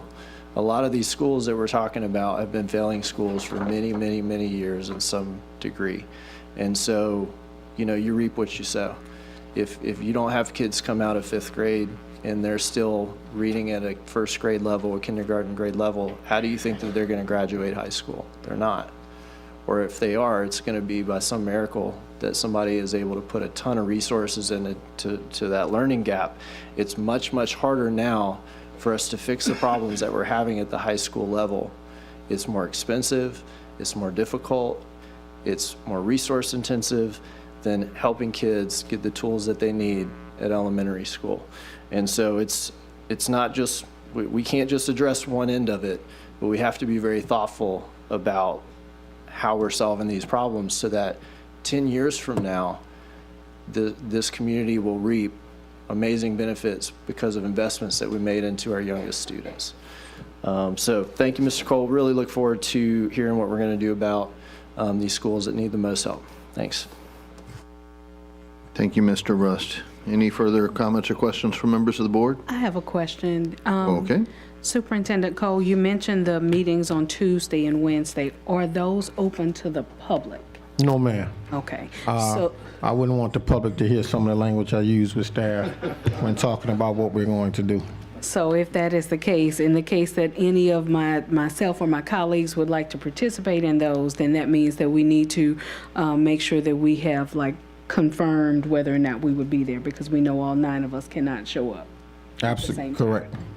We can put you in separate rooms. We move them around. We meet at different schools every week. So we visit a school, go visit classrooms, talk to the principal, and then have discussions about ways we can make some adjustments now and then make long-range plans for later as we went to schools. My personal opinion is we have to be in schools in order to know what needs to be addressed. The data tells us a story, but if we don't go into schools and see for ourselves what is actually happening on the ground, we can't make determinations about what needs to happen. Oftentimes, principals are going along doing this work in a silo, operating by themselves, as if though he or she is Superman or Superwoman. And I commend principals for taking on the charge, but those of us who work in central office are here to serve principals and support teachers and so that they can support students. And we can't do that from the central office. We have to be in schools doing that. So every week, about 60 of us who serve as department heads go into schools and we do this work and then have very candid discussions about what we are trying to accomplish as a district and then how that individual school can help us accomplish those goals. And so I don't even tell the schools we're coming until the day before. I say, look, we're going to be on your campus tomorrow because I want to see what's happening.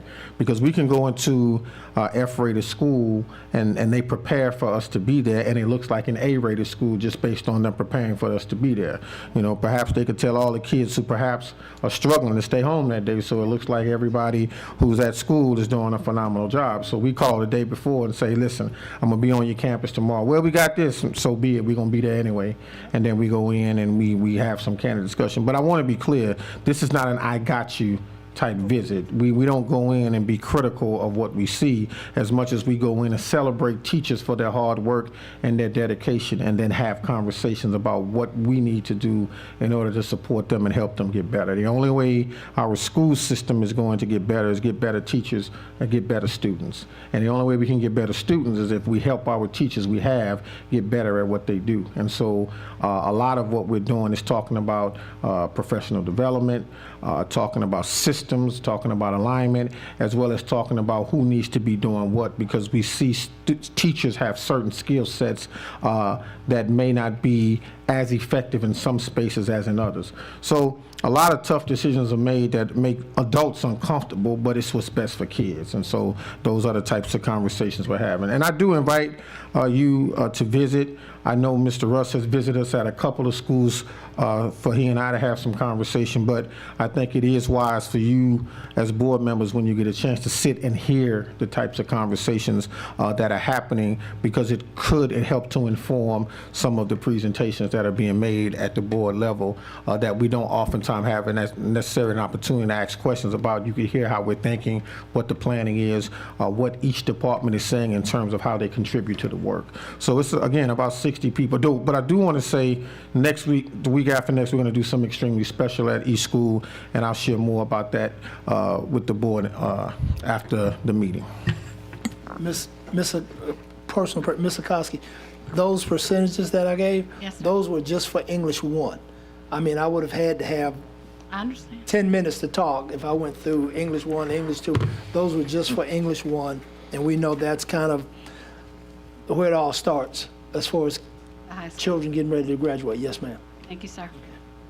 Thank you, Coach. Thank you, Superintendent. I particularly appreciate what your distinction between the systems and the personnel, right? And sometimes you have to change personnel to change systems, but we've got to have a robust system at every level so that it doesn't depend on having one great person, whether it's a principal, a superintendent, whatever it is. We've got to have systems in place that work for the kids. Thank you. All right, moving on to item C3, announcement of public meeting. Notice is hereby given that at its meeting to be held on Thursday, January 16th, 2025 at 5 p.m. at its regular meeting place, the East Baton Rouge Parish School Board Office, 1050 South Foster Drive, Baton Rouge, Louisiana. The Parish School Board of the Parish of East Baton Rouge, State of Louisiana, plans to consider adopting a resolution ordering and calling an election to be held in Consolidated School District Number 1 of the Parish of East Baton Rouge, State of Louisiana, to authorize the renewal of ad valorem taxes therein.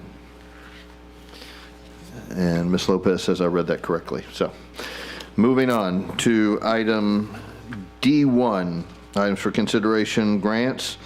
Recommended action, consideration of a request for the acceptance of the following grants.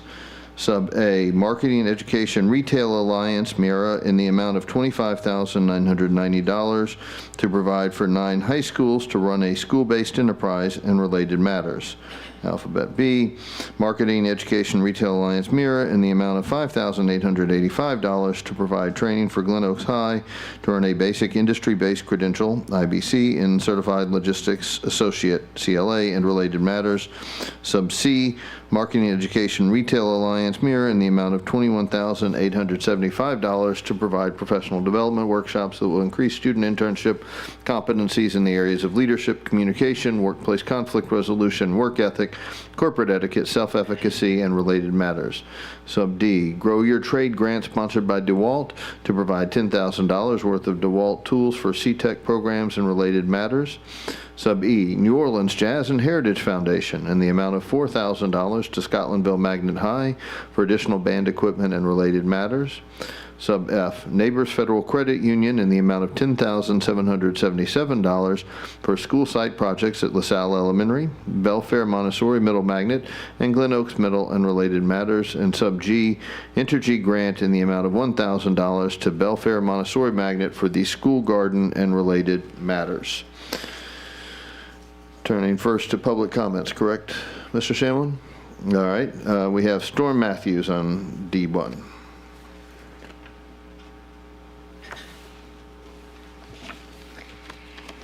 I only wanted to point out that on our cards, they aren't really applicable any longer because the public doesn't know the recommendation. Therefore, we can't really mark support or oppose accurately for you all to correctly go the for or against according to Robert's Rules of Order. So, Thank you, Ms. Matthews. Are there any other public comments on item D1? All right, I'll turn to the board. Is there a motion on item D1? So moved. Moved by Mr. Russ, seconded by Mr. Lannis. All right, is there any discussion from members of the board on item D1? Mr. Rust. Well, I just wanted to recognize some of these organizations for providing these grants. Really exciting that they're investing in our students. So I just wanted to say thank you if you're watching or if you're not for putting this money into our schools. Thanks. Thank you, Mr. Rust. Any further comment from the board? All right, Madam Secretary, let's vote. Please vote.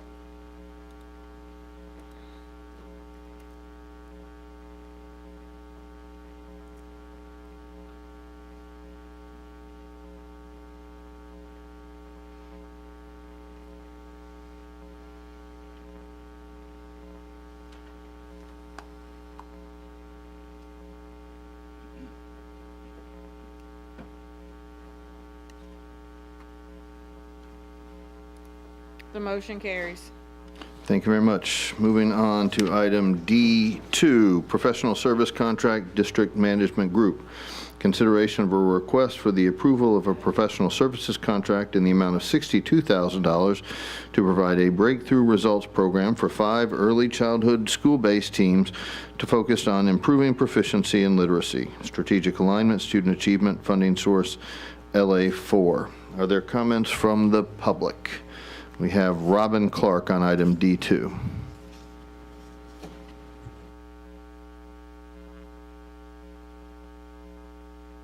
Good evening. My name is Robin Clark. Thank you for the opportunity to speak.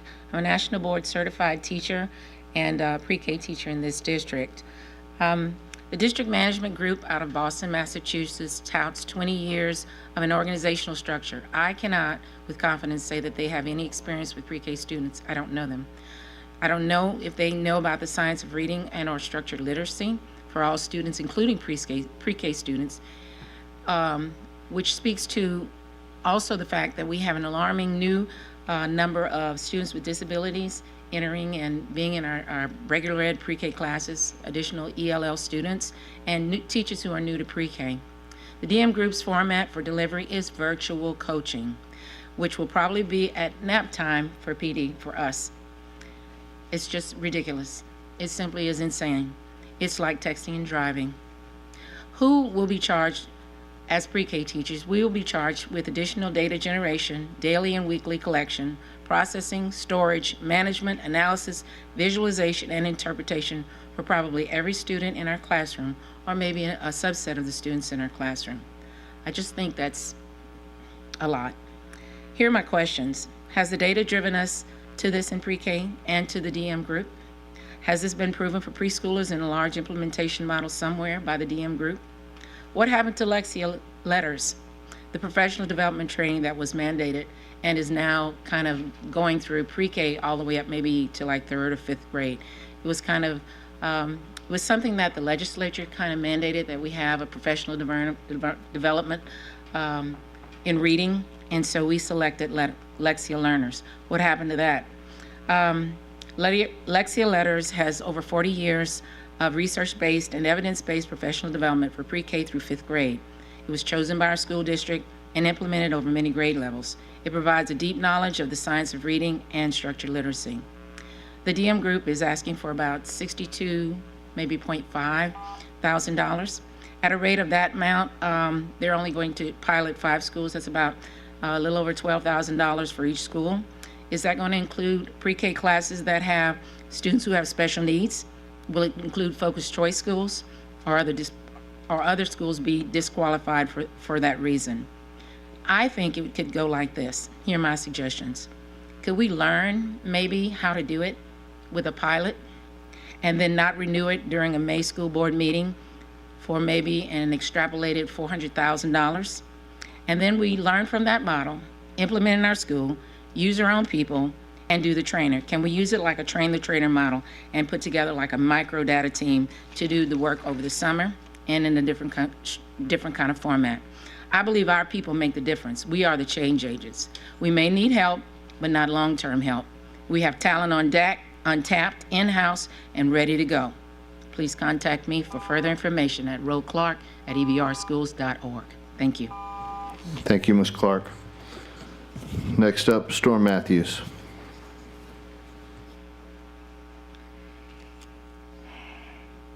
DM group did a really good job with some surveys for us. So, do they do reading interventions or surveys? They also did a really good job with some 3rd graders for us. But teaching 3rd graders to read and pre-K children to read are very different things. If they have somebody under their management group that does reading, how about we hire the people that do the reading and cut out the overhead cost? I polled a whole bunch of pre-K teachers. The majority said they've never heard of DM, and why would we do that? Second to that was that I think we have great options already, but we don't give things that we do a chance to work. Nobody said I like DM group to help kids read. I have a question. Does the superintendent have the same restrictions as board members to refrain from employment or contracts for 2 years after they leave the board? I ask that because a teacher found what looks like a love letter page to Cito, apparently from DM Group. He's done an entire photo shoot for them. It really looks like an obsession page for him. And in fact, whoever wrote the DM contract gave Mr. Cole an honorary doctorate. Sir, you now have an EDD. Just Dr. Cole, let's just call you that. Because they just did a search F, a control F, and took out Cito Narcisse and put in Lamont Cole and left in the doctor and the EDD. But really, all of the pictures and the obsessions with DM Group, with Cito Narcisse and his pictures flaunted everywhere with this entire photo shoot they have of him in the writings and everything, the teachers found that very interesting, and they wonder where the money might actually be going and if he can be contracted with EBR, because it really does look like he works there. Thank you, Ms. Matthews. There are no internet comments on this item. Are there any other further public comments? All right, President Powell-Lewis. Thank you. I just wanted to ask, is there a presentation or anything in regards to this contract? Thank you, Ms. Warren.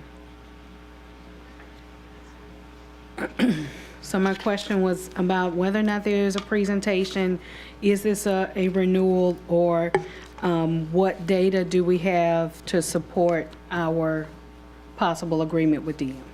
Good afternoon, Board Member President Powell and members of the board. This is a pilot that we're going to work with our pre-K teachers on. I want to give you all some data regarding early childhood. So, and according to the Louisiana Policy of Institute, we have about 10,500 students that are underserved in the Baton Rouge area.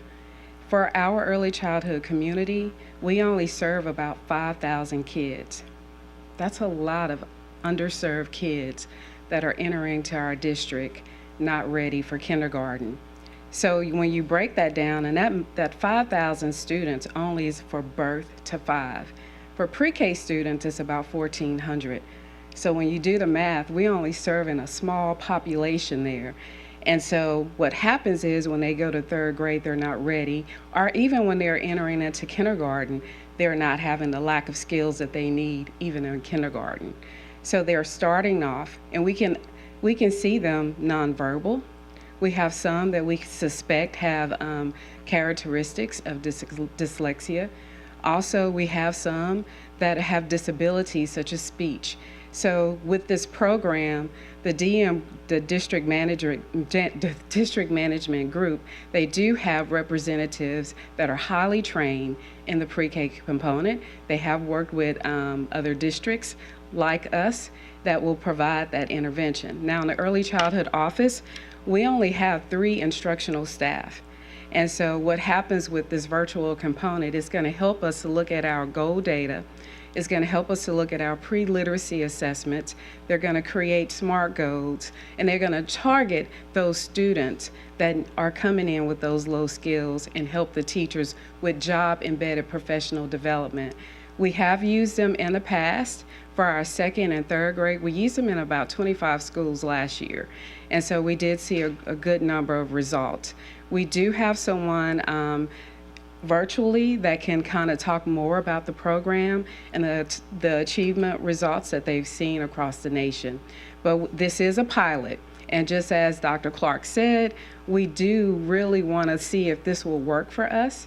And we will target all students with disabilities, students that are regular ed, but also will help us to understand if we have any other students that have any suspicions of any other learning disabilities, so we can get them on target. If you can see, we really want to make sure that they are entering kindergarten on time. So I'm going to defer to our technology group to see if we can get our virtual person, Ms. Lisa Salvucci, to provide some more information about the district management group. Thank you, Ms. Warren.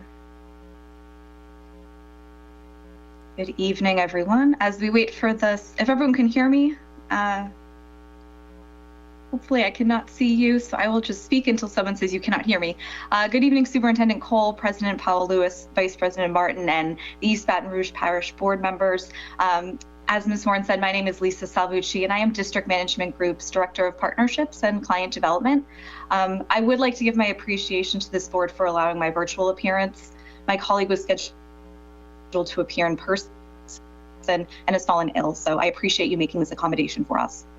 As Ms. Warren said, I'm here today to talk about the proposed work between East Baton Rouge Parish and District Management Group to launch Breakthrough Results program teams in early childhood centers to focus on proficiency and literacy. As many of you know, East Baton Rouge Parish and DMG have partnered on a few engagements in recent years. So I know this board is familiar with DMG and what we do, but I would like to take a few minutes to provide some background on DMG, our mission, our previous work in EBR, and our also previous work in early childhood. So DMG was founded in 2004 and partners with districts from across the country to help address their most pressing needs in districts that are rural, urban, suburban, and districts that support hundreds of thousands of students, ranging only to a few hundred students and everywhere in between. DM Group's mission is to achieve systemic improvement in public education, and our work centers on the intersection of what's good for staff and resources, the budget, and ultimately, and most importantly, students. It's at this intersection we believe that transformational, lasting change can happen. Our work in partnerships include various types of consulting engagements, software, leadership development, and our professional learning community DM Council. But today I want to discuss specifically our Breakthrough Results program work, which supports school districts and schools to address student achievement and success using the Breakthrough Results, or BTR program. The BTR program has already been used by more than 10,000 educators and 50,000 students across the country. BTR focuses on two things: achieving outstanding results, and by achieving those results, building leadership capacity in your school and central office leaders. With BTR, a strategic focus is set by district sponsors. This could be improving math achievement, raising attendance rates, etc. And over a very short period of time, school-based teams work with DMG's team and performance coaches in teaching assessment learning cycles to achieve these outstanding results. As I mentioned, districts from across the country have engaged in this work, as large as Los Angeles Unified of 500,000 students, and in Bristol Warren, Rhode Island of just about 2,500 students, as you can see on the next slide.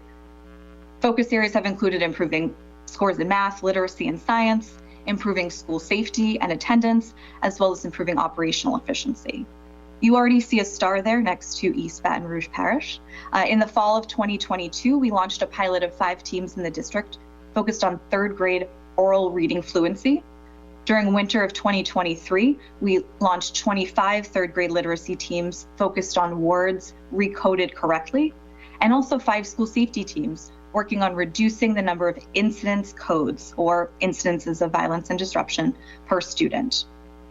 To provide a quick recap on the most recent academic focused program in the parish, we launched 25 literacy teams this past winter through spring semester, with Miss Warren serving as our main sponsor.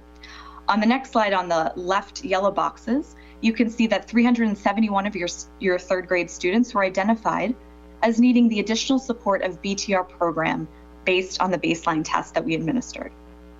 As the lead of the sponsor and the team, in the top middle white box there, you can see Miss Warren and her team empowered those school-based teams to design their own SMART goals with the help of our performance coach, develop their own strategies during weekly meetings with our coach, and ensure students make progress each week to ultimately achieve results to hit those SMART goals. In short, the sponsorship team set up the conditions for success for their staff and their students. On a weekly basis, the school teams met with their DMG performance coach to develop those strategies on working with students, executed on those ideas, showed progress, maybe failed fast, but iterated on the work to achieve the results, do more of what is working well, and pivot away from what may not be working well. Throughout the program, DMG provided individualized coaching, just-in-time coaching, and professional development. We provided that data analysis and data visualization on a tool we provide, and we provided project management to ensure that the program ran smoothly and the focus could always remain on getting results for students. After a few weeks of prep and program design, you can see here's just a brief outline of how the work occurred. The 25 3rd grade literacy teams launched together, and a baseline test was administered in the classrooms. Over the course of 10 school weeks, teams administered 4 progress monitoring tests, as well as the post-test. And throughout the 10 weeks, teams reviewed the data and held weekly check-ins with their DMG performance coach, worked intensely with students to move the needle towards their goals. Between December 6th, 2023 and March 28th, 2024, on the next slide, you'll see that 371 grade 3 BTR students increased their average words recoded correctly, or WRC score, by 93%, from 14 words recoded correctly at the baseline test to 27 on the post-assessment. And again, this was in just 10 weeks. And finally, as Ms. Warren and I are here again today to talk about launching these teams in early childhood centers, I mentioned that BTR teams have spanned across many focus areas, virtually all grade levels, and DMG has done work at the early childhood level as well, most notably with Los Angeles Unified. Los Angeles Unified, or in the local district central, launched 5 teams at early education campuses focused on phonological awareness for 3 and 4-year-old students. And as you can see across this pilot of 5 teams, 5 campuses, they all made progress in moving students from a lower achievement category to a more advanced category in the state's Desired Results Development Profile, or DRDP benchmark. 4 of the 5 campuses moved at least 83% of their target students from their baseline achievement category to their goal category. Campus 3 actually moved 100% of their students. And across all 5 campuses, an average of 84 participating 175 students actually moved to their goal category or beyond. So with this partnership and support of Ms. Warren, our team and the district at large, we're again proposing to launch 5 teams focused on literacy proficiency on early childhood campuses. And available for question and answer, and I'll pass it back to Ms. Warren if she would like to add any more information. Can I just close out by saying thank you? That was very robust, and I really appreciate you sharing all of the details that we need. Thank you. Thank you. Appreciate it. Mr. Lewis. It was an excellent presentation. And there was some data in there, but it's just not enough for me right now. And we just talked about how important early childhood education is. I'd like to see some more data, Ms. Warren. There's no doubt that you guys do great work, but it's just not moving me right now. Thank you, Mr. Lewis. Mr. Gode. Thank you. I'm going back to the book report we gave last meeting, where we talked about what's the board responsibility and what is the superintendent's responsibility. So, Superintendent Cole, I have a couple of questions for you. Wake up. Is this the program that you want to pilot to try to see if this works in our district? Well, yeah, I'm talking to and speaking with Ms. Warren and talking about what we need to do in terms of the kids we're working with. She just shows me that the pilot will give them an opportunity to generally assess where we are, where we need to go with our early childhood learners. So to answer your question, yes. And the improvement of our reading scores and things like that is a critical part of how we will evaluate you in your job. Isn't that correct? That's exactly what I'm told. Yes, sir. Yes, sir. And do any of us on this board have any of the credentials or the knowledge to understand why this program versus another program is better or worse or anything like that? And any reason we shouldn't leave it to your professional judgment, bearing in mind that you will have the responsibility for the results that come out of this? Well, I'm smart enough not to comment on what your skill sets are. That's fine. But, I mean, you get my point. Yes, sir. Why are we even talking about this when we have, and it upsets me, people come to the mic and make personal disparaging remarks to people who can't respond or can't defend themselves in an area where we as a board have no knowledge or no expertise. And we've hired you, and if we've hired you, we need to have faith in you and let you do your job. And so I will wholeheartedly vote for this, and I will wholeheartedly be watching the results. But I will not try to second guess whether or not this is the right program or not. If you think it is, I can't have a football coach, I go tell him what plays to run. If you think it is, I'm behind you. Let's move on with it. Thank you. Thank you. Thank you, Mr. Gode. Mr. Lannis, you're up. Thank you, Mr. Vice President. Ms. Warren, I want to thank you for bringing this forward. Thank the DM group. I have personally saw the DM group's work, not just over the course of them doing some kind of module over a computer screen. I've literally went to the Institute and participated in it, so I can vouch for it. I understand people's hesitation because they may not have enough information about it, but what I can say is from the things that I have participated in, they have literally helped us build the foundation for what is now our revamped early childhood systems that we use through our EBR. Now, some people may not know that, but that is the truth. And a lot of it came out of that institute. Every time they do something like this, and they actually want to help us build a case study, which is going to be featured inside the Harvard Business Journal, which is a world-renowned journal that almost every school system uses. Now, you know, I heard you say, I think you say LA Unified, but they've also worked with Birmingham. They work with Atlanta Public School System, and they have a proven method. If I can recall correctly, and I'm going to shift over to you, Mr. Vice President, when the original contract came forward, and you did something which made sense. You said, how about we pilot this first and see how it looks? You do a study for us so that we can assess and see whether or not this is something we can do. After they did this assessment, they not only met with teachers, students, support staff, central office, they came back with this assessment and it was phenomenal. I say all that to say they're doing great work, and I just don't want anyone to just disparage and just, you know, basically toss gasoline on the DM group, because they have done phenomenal work for this district, and I'm looking forward to them continue to helping us move the needle. Yes. Thank you. Thank you, Mr. Lannis. All right, I've entered the queue. I've got a couple of questions, Ms. Warren. I think they're mostly for you, but they may be for the DM group folks. This board has often been very concerned with making sure that contracts are properly procured. You know, that we are making sure that we are selecting vendors not because either any board member or just the superintendent or staff member woke up and say, oh, I like these people, we're just going to go with them. So I've got a couple of questions in that vein. One, well, first let me ask about the funding source. This is LA4 grant funding from the state? Correct. But this isn't a situation, I know we have some grants from the state, particularly in early childhood, where they say, you can use this money only to do this one thing with this one vendor or one of a small group of vendors that they have approved. Is there anything like that here, or do we have discretion as to who we would hire to help us improve our pre-K program? No discretion at all. Okay. So then who picked DM Group to provide these services, and how were they picked?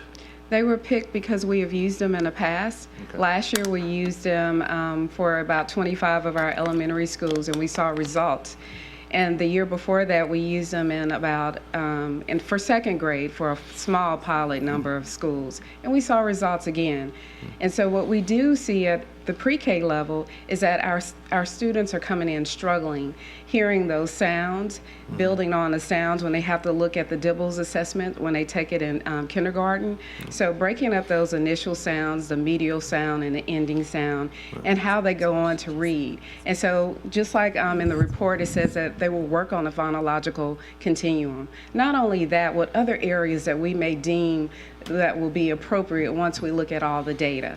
And so that's why we chose them, because we really wanted to hone in on those skills so we can have more kids that are entering in kindergarten ready.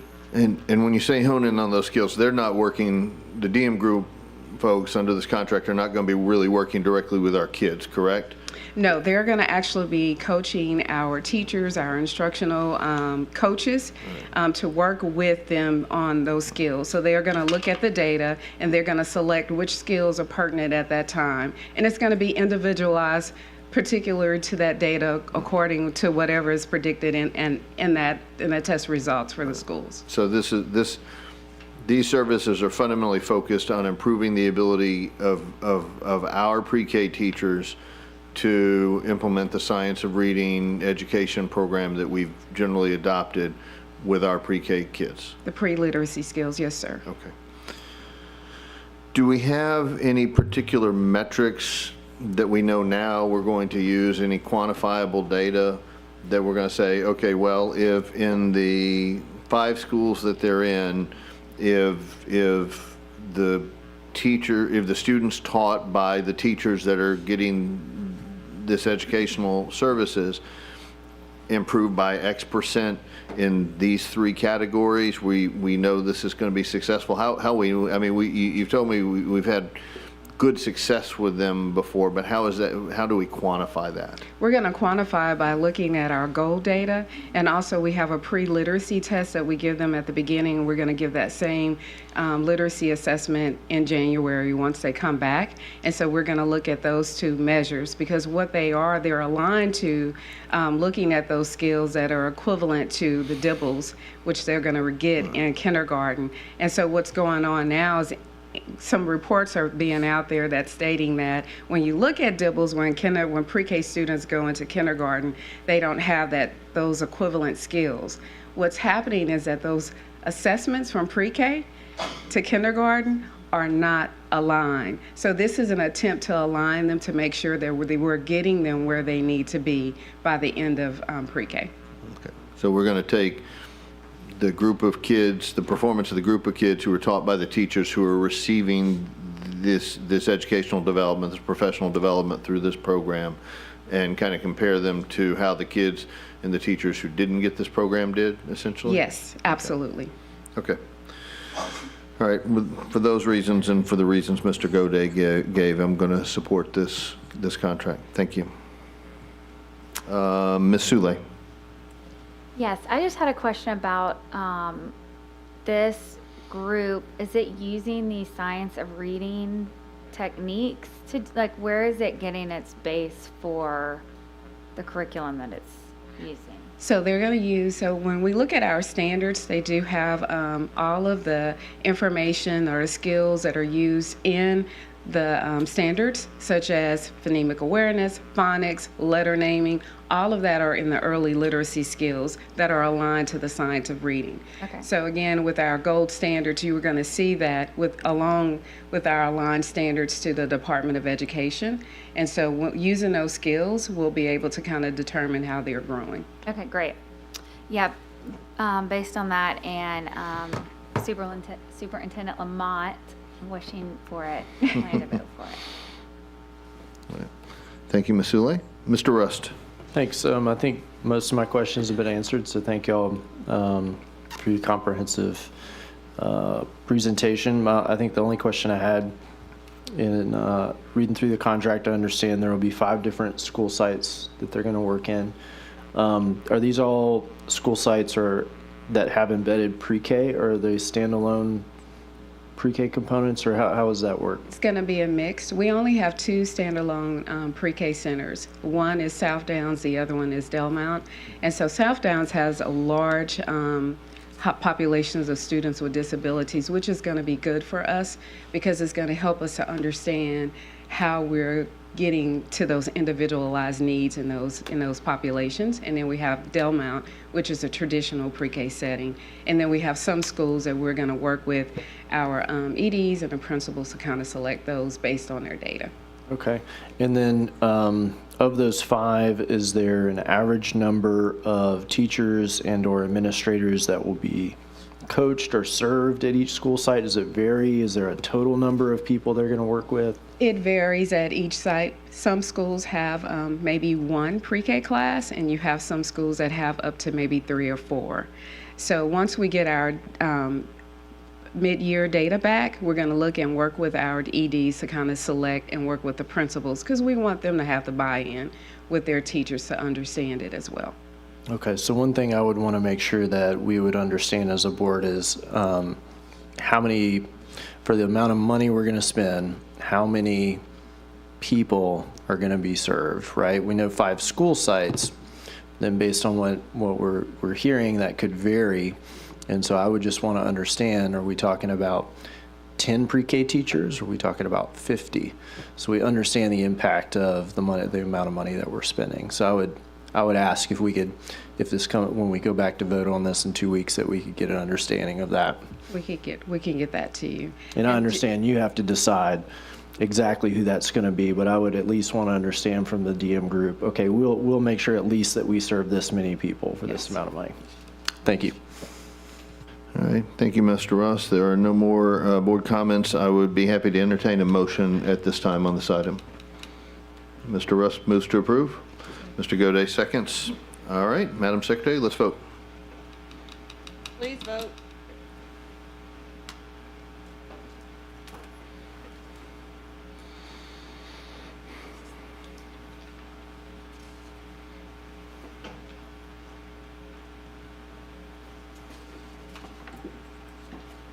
Motion carries. Thank you very much. All right. The next item is D3, Professional Services Contract, First Choice Therapy.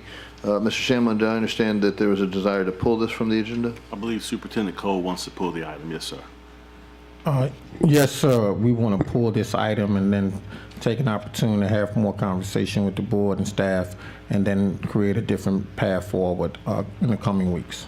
Okay, thank you. And Mr. Shamlin, we can just pull it from the agenda without a vote? That's correct. I have a comment, if you Okay. don't mind. Mr. Goday? I am very uncomfortable with this process, just being able to pull an item off of the agenda, because this item was on the agenda. I got notice late this afternoon that it was going to be pulled, and if I had known that, I had no way of, because I would have put it on the agenda and would not have agreed to pull it. And I think we need to come up with a process on how do we pull items off of the agenda after they have been finalized, because I think this is totally inappropriate, the way we're doing this. And secondly, I'm going to tell everyone right now that although I agree totally in principle with the idea of putting out kinds of contracts like this to bid, I think this is dangerous the way we're going. We've wasted 3 or 4 months getting to this point now. We have 1,300 students who rely on physical therapy and occupational therapy services, and I will be putting this on the agenda for the December meeting for a 1-year extension of the contract, because we don't have time to go out and rebid and put a RFP out and bid this and select someone and have the people on site ready to go to service our most needy children. I think we're putting, and I'm all for bidding contracts. I have no doubt about this, but this should have been bidded in October. We can't be sitting here at the earliest, it's going to be March before this is put out. And the physical therapists and occupational therapists don't grow on trees. And we can't, by law, not have people in there. And these physical therapists and occupational therapists have reached, what's the word I'm looking for, a relationship with the students that they serve. And if we just go up in that apple cart simply to go to say, hey, we need a bid, I think that's not in the best interest of the students. And I think that's a discussion we should have as opposed to just pulling an item off of the agenda. So I will be putting this on the agenda for a 1-year extension, which would give us time to go follow up with a proper bid, RFP, and through that, because the net of this contract only costs us less than $500,000 because we have an 85% plus reimbursement rate from Medicare. So it's not like we're betting the farm. And I'd hate to see us disrupt the treatment that these young kids that need it the most are receiving simply to fulfill the view that we need to put an RFP for everyone. I'm all for putting out an RFP. Let's do it next year. We've wasted too much time to get here this year. Because we can't, I have a daughter that's a physical therapist, a wife that's a physical therapist, and another daughter who's the head of who the physical therapist and occupational therapist in Oshner report up through her. And they laughed when I said go about hiring 30 physical therapists in 2 months to get ready for the year. They laughed. They said, you can't do that. It ain't going to happen. And so I think we need to look at the practicality of what we're doing, and I'm all for bidding it. But let's bid it in August of next year so that we can go out and have time to transition this thing and not put our children at risk. So I will be putting this on the December agenda for a 1-year extension. And just so we can do it, I would have liked to have had that opportunity here today, but it's been pulled. I'm not going to ask to get it put back on. But I also think we need a policy for when things can be pulled, because I did not want this item to be pulled today. Thank you. Thank you, Mr. Goday. Mr. Lannis? No comment. Thank you. President Powell Lewis? Thank you.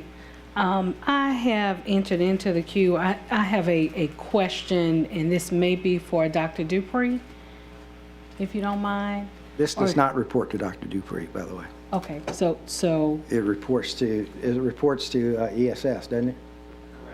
Okay, well then, Dr. Harris, is she here? All right, Mr. Smith, that's fine too. Come on. Thank you, Mr. Goday. Yes, ma'am. Could you possibly just speak to the continuity of services that may be affected by us either addressing or using the RFP process for our occupational services or for our therapy services, please? far as process with procurement, that would probably Yes. be a better answer for Mr. Shamlin. But as far as what Mr. Gold has stated by the requirement for those students with individualized educational plans, it's a requirement that we must provide those services regardless. We don't have an option. So in the case that we went through a proposal process for this, does that mean that we could possibly go through a break in service or what have you in the case that, I mean, just if you could provide just a quick synopsis. We want to make sure that we understand and have the right knowledge. Yeah, I think it's two separate questions. The process on procurement, I think Mr. Shamlin is probably better to answer that, what the time period for that procurement process may be. As far as with the services, as Mr. Gojay spoke, we must provide those services because there's a requirement as far as with those kids' IEPs. So Mr. Shamlin, I'll defer to you as far as with the procurement process. Generally, it takes about 60 days from the release of a RP to the time we bring a recommendation back to the board, give or take. And so that's the estimated time. Okay, and then of course, as normal, if we were to bring this item and this item were not to pass, then that means that we would have to delay for 60 days, correct? Well, specifically, if an item passes per policy, in the absence of a board's 2/3 approval to bring something back before the 60-day ban, yes, you'd have to wait 60 days before you can reconsider. Okay, thank you. Thank you. Thank you. All right, the item has been pulled.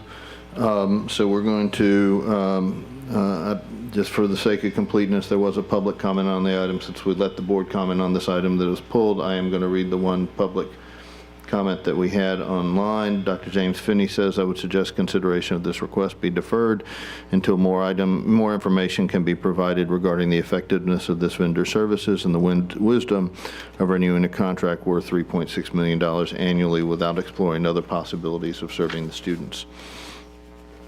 All right. Ms. Matthews, you had a comment card. The item has been pulled, but we allowed board. All right, you're good. Thank you very much, ma'am. All right, moving on to item D4, contract, First Student, Inc. Consideration of a request for the approval of a contract between the East Baton Rouge Parish School Board and First Student, Inc. not to exceed $470,000 to provide for vacant school bus routes. Before we go to public comment, is there any sort of presentation on this item, Superintendent Cole? Yeah, Mr. McCann is going to make a few comments. Mr. McCann and Mr. Howell to talk about the vacancies in terms of our employees and not necessarily the buses, but Mr. McCann. Thank you. Madam President, Vice President Martin, members of the board, Mr. Cole, we come here tonight to ask your approval for a contract with First Student to provide some supplemental services in the areas of equipment and bus operators. Despite our best efforts and our cooperation with the onboarding process and HR with Ms. Bianca Williams, who's done a great job working with us, we find ourselves still with daily gaps in the amount of bus operators we have available. Mr. Howe and his staff daily is having to patchwork this thing together for us to have the needs to meet our students' transportation needs. And we do want to provide good service. We have some bus operators who are running double routes in the afternoon, and this is a hardship for everyone. So we ask you for that. We want to point out to you that this is a short-term item. The contract sunsets May 30th. There's no long-term plans to use this service for next year. It is also budgeted money that is unencumbered in the transportation budget, so there's no new appropriation of funds. And with that, we ask your approval, and we would entertain questions from the board members. Thank you. We'll get to the questions from board members in a minute. First up is going to be public comment on this item, D4. Ms. Matthews. No, we don't move it until after public comment. I just want to say I agree with everything Mr. McCann said, and I truly appreciate all of the hard work Mr. Howe puts in. Just want to throw little sprinkles out there. What would happen if we increased pay or gave employment options to our drivers or that have differing needs? Some need benefits, some don't. Some would prefer a little higher pay and no benefits, but would cost us the same amount of money.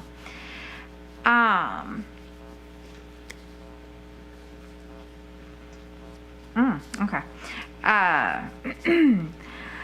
Let's even it out and offer them a variation that makes us look more favorable than first student. Also, before I say the next thing, let me be very, very clear. Mr. Cole has absolutely not created a hiring freeze.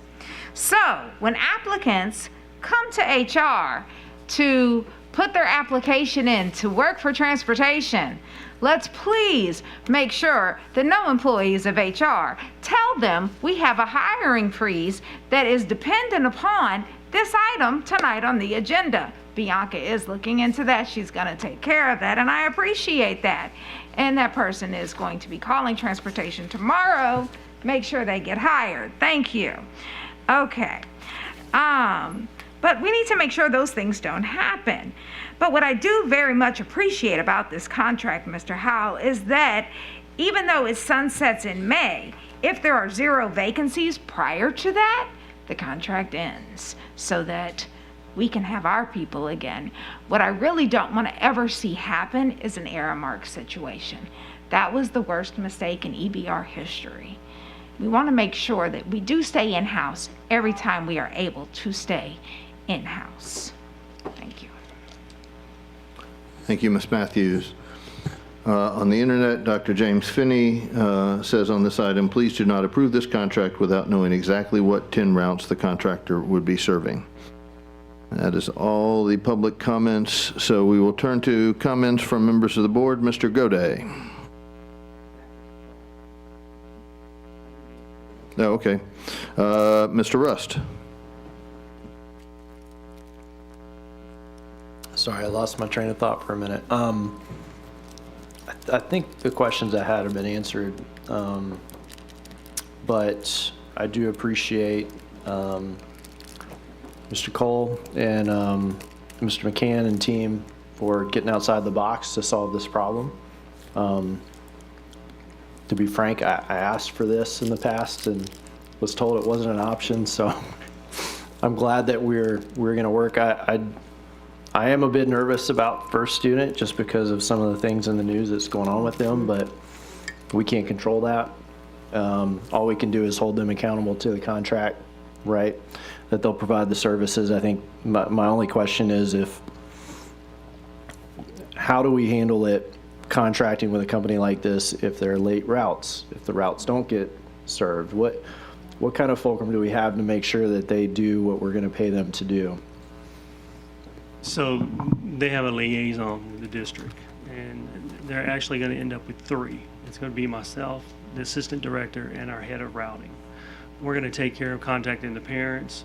We're going to take care of if we've got to step in and help them in a certain area, we're going to do it.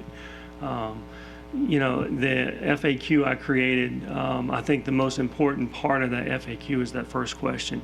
It's not just going to impact those 10 routes. It's going to impact the entire district because it's going to free the drivers up that we have, those trail drivers that are helping us with those breakdowns and those call-ins. It's going to give us some breathing room, and they're actually going, I think you'll see a district-wide difference. As far as the routes that we have identified, number one, they're changing constantly because, like for instance, we got 2 new drivers this week. So we took 2 routes off that list. They're going to be non-transfer. They're going to mainly be in the Woodlawn area and the Broadmoor area because that, I guess you'd say, Government Street area because that's where we need the most help. Okay. We have the largest population there, and we're struggling the most to keep drivers in those areas. And if I understand it, the contract, as I'm reading it, they're still paid per route served, right? So if for some reason they have 2 drivers out sick and they can't fill 2 of these 10, they only get paid for the routes that they actually run, correct? Yes, sir. And if we have a day that, say we have a bad weather day, And we give them notice ahead of time that school's canceled. We are not charged. That's also one of the reasons I had the contract extended to May 30th, just in case we have to make up anything like that. And by paying them to run these routes, we're also using, they're using their buses, correct? So that also takes pressure off of our fleet as well. Exactly. So we've had situations where we've had enough drivers on a particular day and not had enough running buses on that particular day. Okay. Okay. Well, I think that answers most of my questions. I support this. There's still a lot of transportation opportunities. And so anything that we can do to make that better, I appreciate. Thank you. All right, Mr. Ballou. Thank you. For Mr. Shamlin, I just want to make sure, I've read the contract and it requires both parties to have insurance and limits, but I want to make sure that their insurance in case of a first accident happens with the first student bus, their insurance would be primary. That's correct. Okay. Thank you.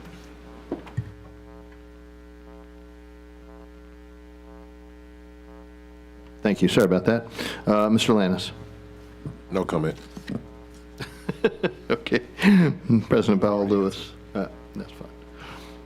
Thank you. I'm pretty sure that I know the answer to this, but I wanted to ask because I've had a question from one of my constituents about, and I guess this is more for Superintendent Cole than for you all, with us using First Student to assist us with our routes. Is this in any way a foreshadowing of us privatizing transportation? No, ma'am, not at all. We have no desire at this juncture to privatize transportation, but we do have a desire right now to improve our services for all of our families, and we consistently are fielding calls from families where routes are missed or late, and I've had consistent conversations with Mr. Howell and Mr. McCann about thinking outside the box in terms of how do we meet the needs of our students today. Much of which has been suggested here tonight in terms of thinking differently about how we pay our drivers, as well as a lot of what I read on social media and have heard from bus drivers is being taken into consideration as we get ready to go into the budget cycle. But we have an immediate need right now to make sure we can get our kids to school on time. Part of the challenge is oftentimes when kids miss the bus or are not picked up on time, they choose to not come to school because oftentimes parents have left home, and middle and high school students. I was one who chose to skip school if the bus didn't come on time. We have to think about some of the things that could possibly happen as a result of not providing that service. And so we don't want to put our students in harm's way, and we have to do something right now. And working with First Student is an immediate fix to the problem we currently have. But we are having some long-term conversations about thinking about how we do some things differently, working with some of our nonprofit partners like the YMCA, Big Buddy, to provide before and after school care at pickup spots so families can drop their kids off early, and then they can be dropped off by the bus after school, and then they can stay there late and participate in extracurricular activities. So we're thinking about all methods of transportation in terms of improving the system. But right now we had an immediate need, and First Student was able to step in and provide the support. But this is not a foreshadowing of us choosing to privatize transportation. Okay, thank you. And so we are still actively hiring bus drivers Every that day. can still go through the process of getting the CDL through our system? Every day. Thank you so much. Thank you. Mr. Lewis. Thank you, Mr. Cole, for thinking outside the box. As much as I think this phrase has been overused, it takes a village. It takes a village. Mr. McCain, you mentioned that, or you or Mr. Howell, I can't exactly remember, stated that there wouldn't be any transfer. None of the routes that First Student would cover for us will be transfer routes. My biggest concern is the elementary school kids. Now, the phone calls that I've gotten this year have drastically gone down from last year. Okay. But the calls that I am getting are from parents with elementary school children getting home. I think we had a conversation a couple months ago. about, and I appreciate, you took care of that situation. Thank you for that. But the calls that I've been getting are from elementary school parents about either the bus not coming, kids getting home dark. Now it's dark, at 4:30, 5 o'clock. So those parents have expressed some concerns about transportation with their little kids, and primarily having to go to elementary school transfer. So will any of these buses address that issue in particular with the elementary? None of these buses will directly, but it will have an impact. And I'll give you an example. If we're constantly getting drivers in, as I mentioned, we got 2 drivers this week. They'll finish their 10 hours tomorrow. We'll have them on a bus, hopefully a running bus, Monday morning, running the route that they've been trained on. Say, for instance, we get this in place, and I'll mention we'll have this in place and we'll have all the kinks worked out well before testing occurs. Say we get this in place, everything's worked out, we get it rolling. As we get more drivers in, we can put those new drivers that work for us on those elementary routes. One of the reasons those elementary transfer routes run so late is because we're having to double up. Instead of, most elementary transfer routes are designed to be what we call PM standbys. So in other words, you don't run a high school route. You run just that elementary, so we can get you into elementary early in the morning and get you to school on time. And we get you into elementary transfer early in the afternoon, and we get you home earlier. But what those drivers are having to do, they're having to run a high school route, then run their elementary transfer route. So we're not going to directly put them on those elementary transfer routes, but there's going to be an impact, a positive impact on those transfer routes. Okay, so they won't be running double routes then. The elementary drivers, will they still be running double routes? I'm not going to say that's not going to happen until we get to the point where those routes are not vacant routes.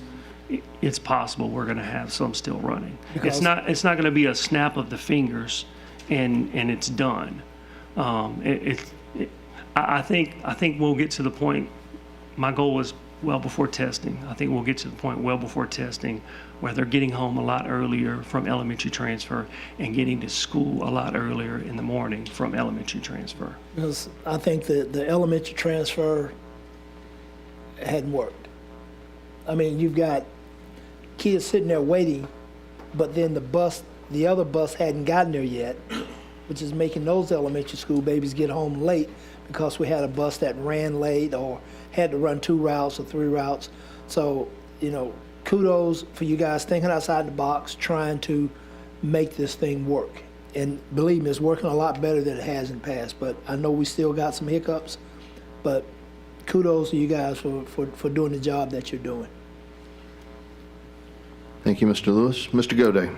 Yes, thank you. One of the biggest complaints I get with transportation is where's the bus app and all of that. I have no idea where that stands on getting that fully operational now, but I assume these first student buses will not have any capability on that, or what is that situation? So it will be a different app. Be a different app, but the parents won't know if it's a first student or not. Well, so the plan of this, and like I said, we're going to have stuff that we have to iron out. I'm going to be honest, you don't need to get into the details right now. But just be aware that that's on the radar. They'll have an option for an app. They'll know about the app. Okay. We'll have access to that app as well, and we'll be able to help them set that app up. And if their app works better than ours, we might try to switch over. I would just hope teasing. that's not. And just for clarity, so everyone understands that, there is state retirement law that says after you work so many hours a week that you have to be in the state retirement plan. And that's about 25% of a person's salary is what goes into the retirement plan. That is not optional at all. That has to be. So we have very limited, if any, ability to differentiate pay versus benefits or anything like that, because we would be sued by the state retirement plan if we tried to do that. So I just wanted to make sure everyone was clear on that. Thank you. And Mr. Goday, if you don't mind, I'll mention, the app is my baby. But It is much better than it was, but most of the issues that we're running into still with the app are due to mechanical issues with the bus. If we can keep the buses running, the app will work fantastically. Great. But don't ever forget options. Adoption is always a possibility. Thank you, Mr. Goday. I just have one question, just to make sure everybody's clear. This is essentially an emergency contract for this coming spring semester because of the urgent need, correct? Short-term sunsets May 30th. Right. And if in the course of evaluating transportation this spring and preparing for next fall, you come to believe in the next few months that that you may need these kind of services, you'll put out some kind of RFP process to select someone. Is that correct? Certainly. And we'll do that timely so we're not having the same issue that Mr. Goday brought up earlier with the other contract. And we'll constantly be working on hiring our own bus operators for next fall.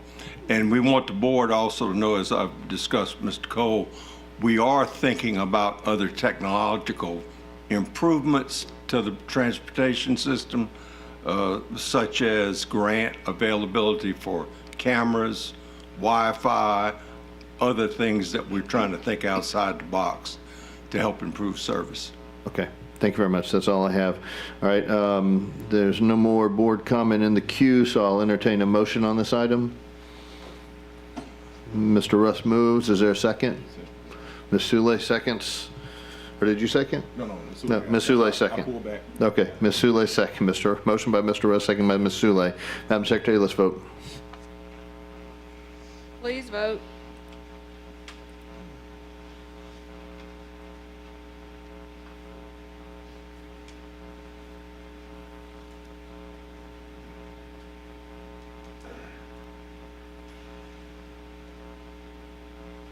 The motion carries. Thank you very much. Moving on to item D5, Contract Amendment HES. Discussion, consideration of the approval of a request from Hess Facilities Management of a contractual increase of $960,000 based on the cost of living adjustment of 4% to begin in the school year 24-25. I understand, Mr. Superintendent, that there's a presentation from staff or from Hess? Correct.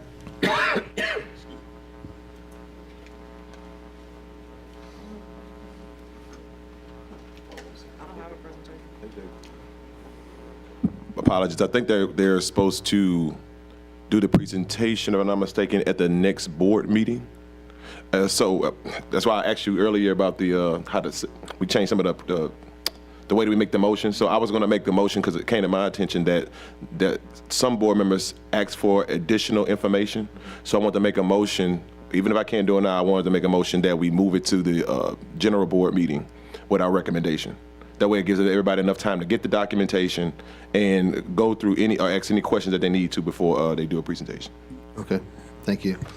I know Hess was here earlier, but they weren't sure if they were going to present here or not. So let's take public comment and then you can make your motion. All right, is there any public comment on item D5, the Hess contract amendment? There are no internet comments on that. I just refreshed the screen to make sure. All right. Mr. Lannis, if you'd like to make a motion, the floor is yours. Yes, I move that we move this item with our recommendation to the general board meeting in 2 weeks. That's a motion by Mr. Lannis, excuse me, and a second by President Powell Lewis.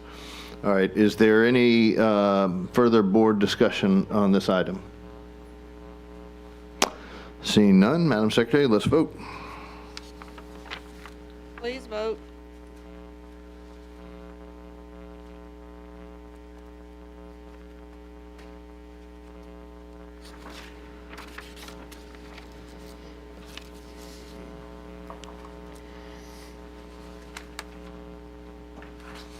The motion carries. Thank you very much. Moving on to item D6, litigation. We're in the home stretch. Consideration of a request for the approval of the recommendation from Gwen Shamlin, General Counsel, EBR PSB, in the matter of Teresa Jones and Alik Carr versus Violet Gibson, East Baton Rouge School Board, and certain underwriters at Lloyd's of London. Case number C-723442, Section 23, 19th Judicial District Court, Parish of East Baton Rouge, and to provide for related matters. All right, is there any public comment on this item? All right, seeing none. Is there any board comment on this item? Board discussion of this item? All right, I will entertain a motion on this item. Okay, Mr. Ballou moves that we accept the recommendation. Mr. Lannis seconds. All right, Madam Secretary, let's vote. Please vote.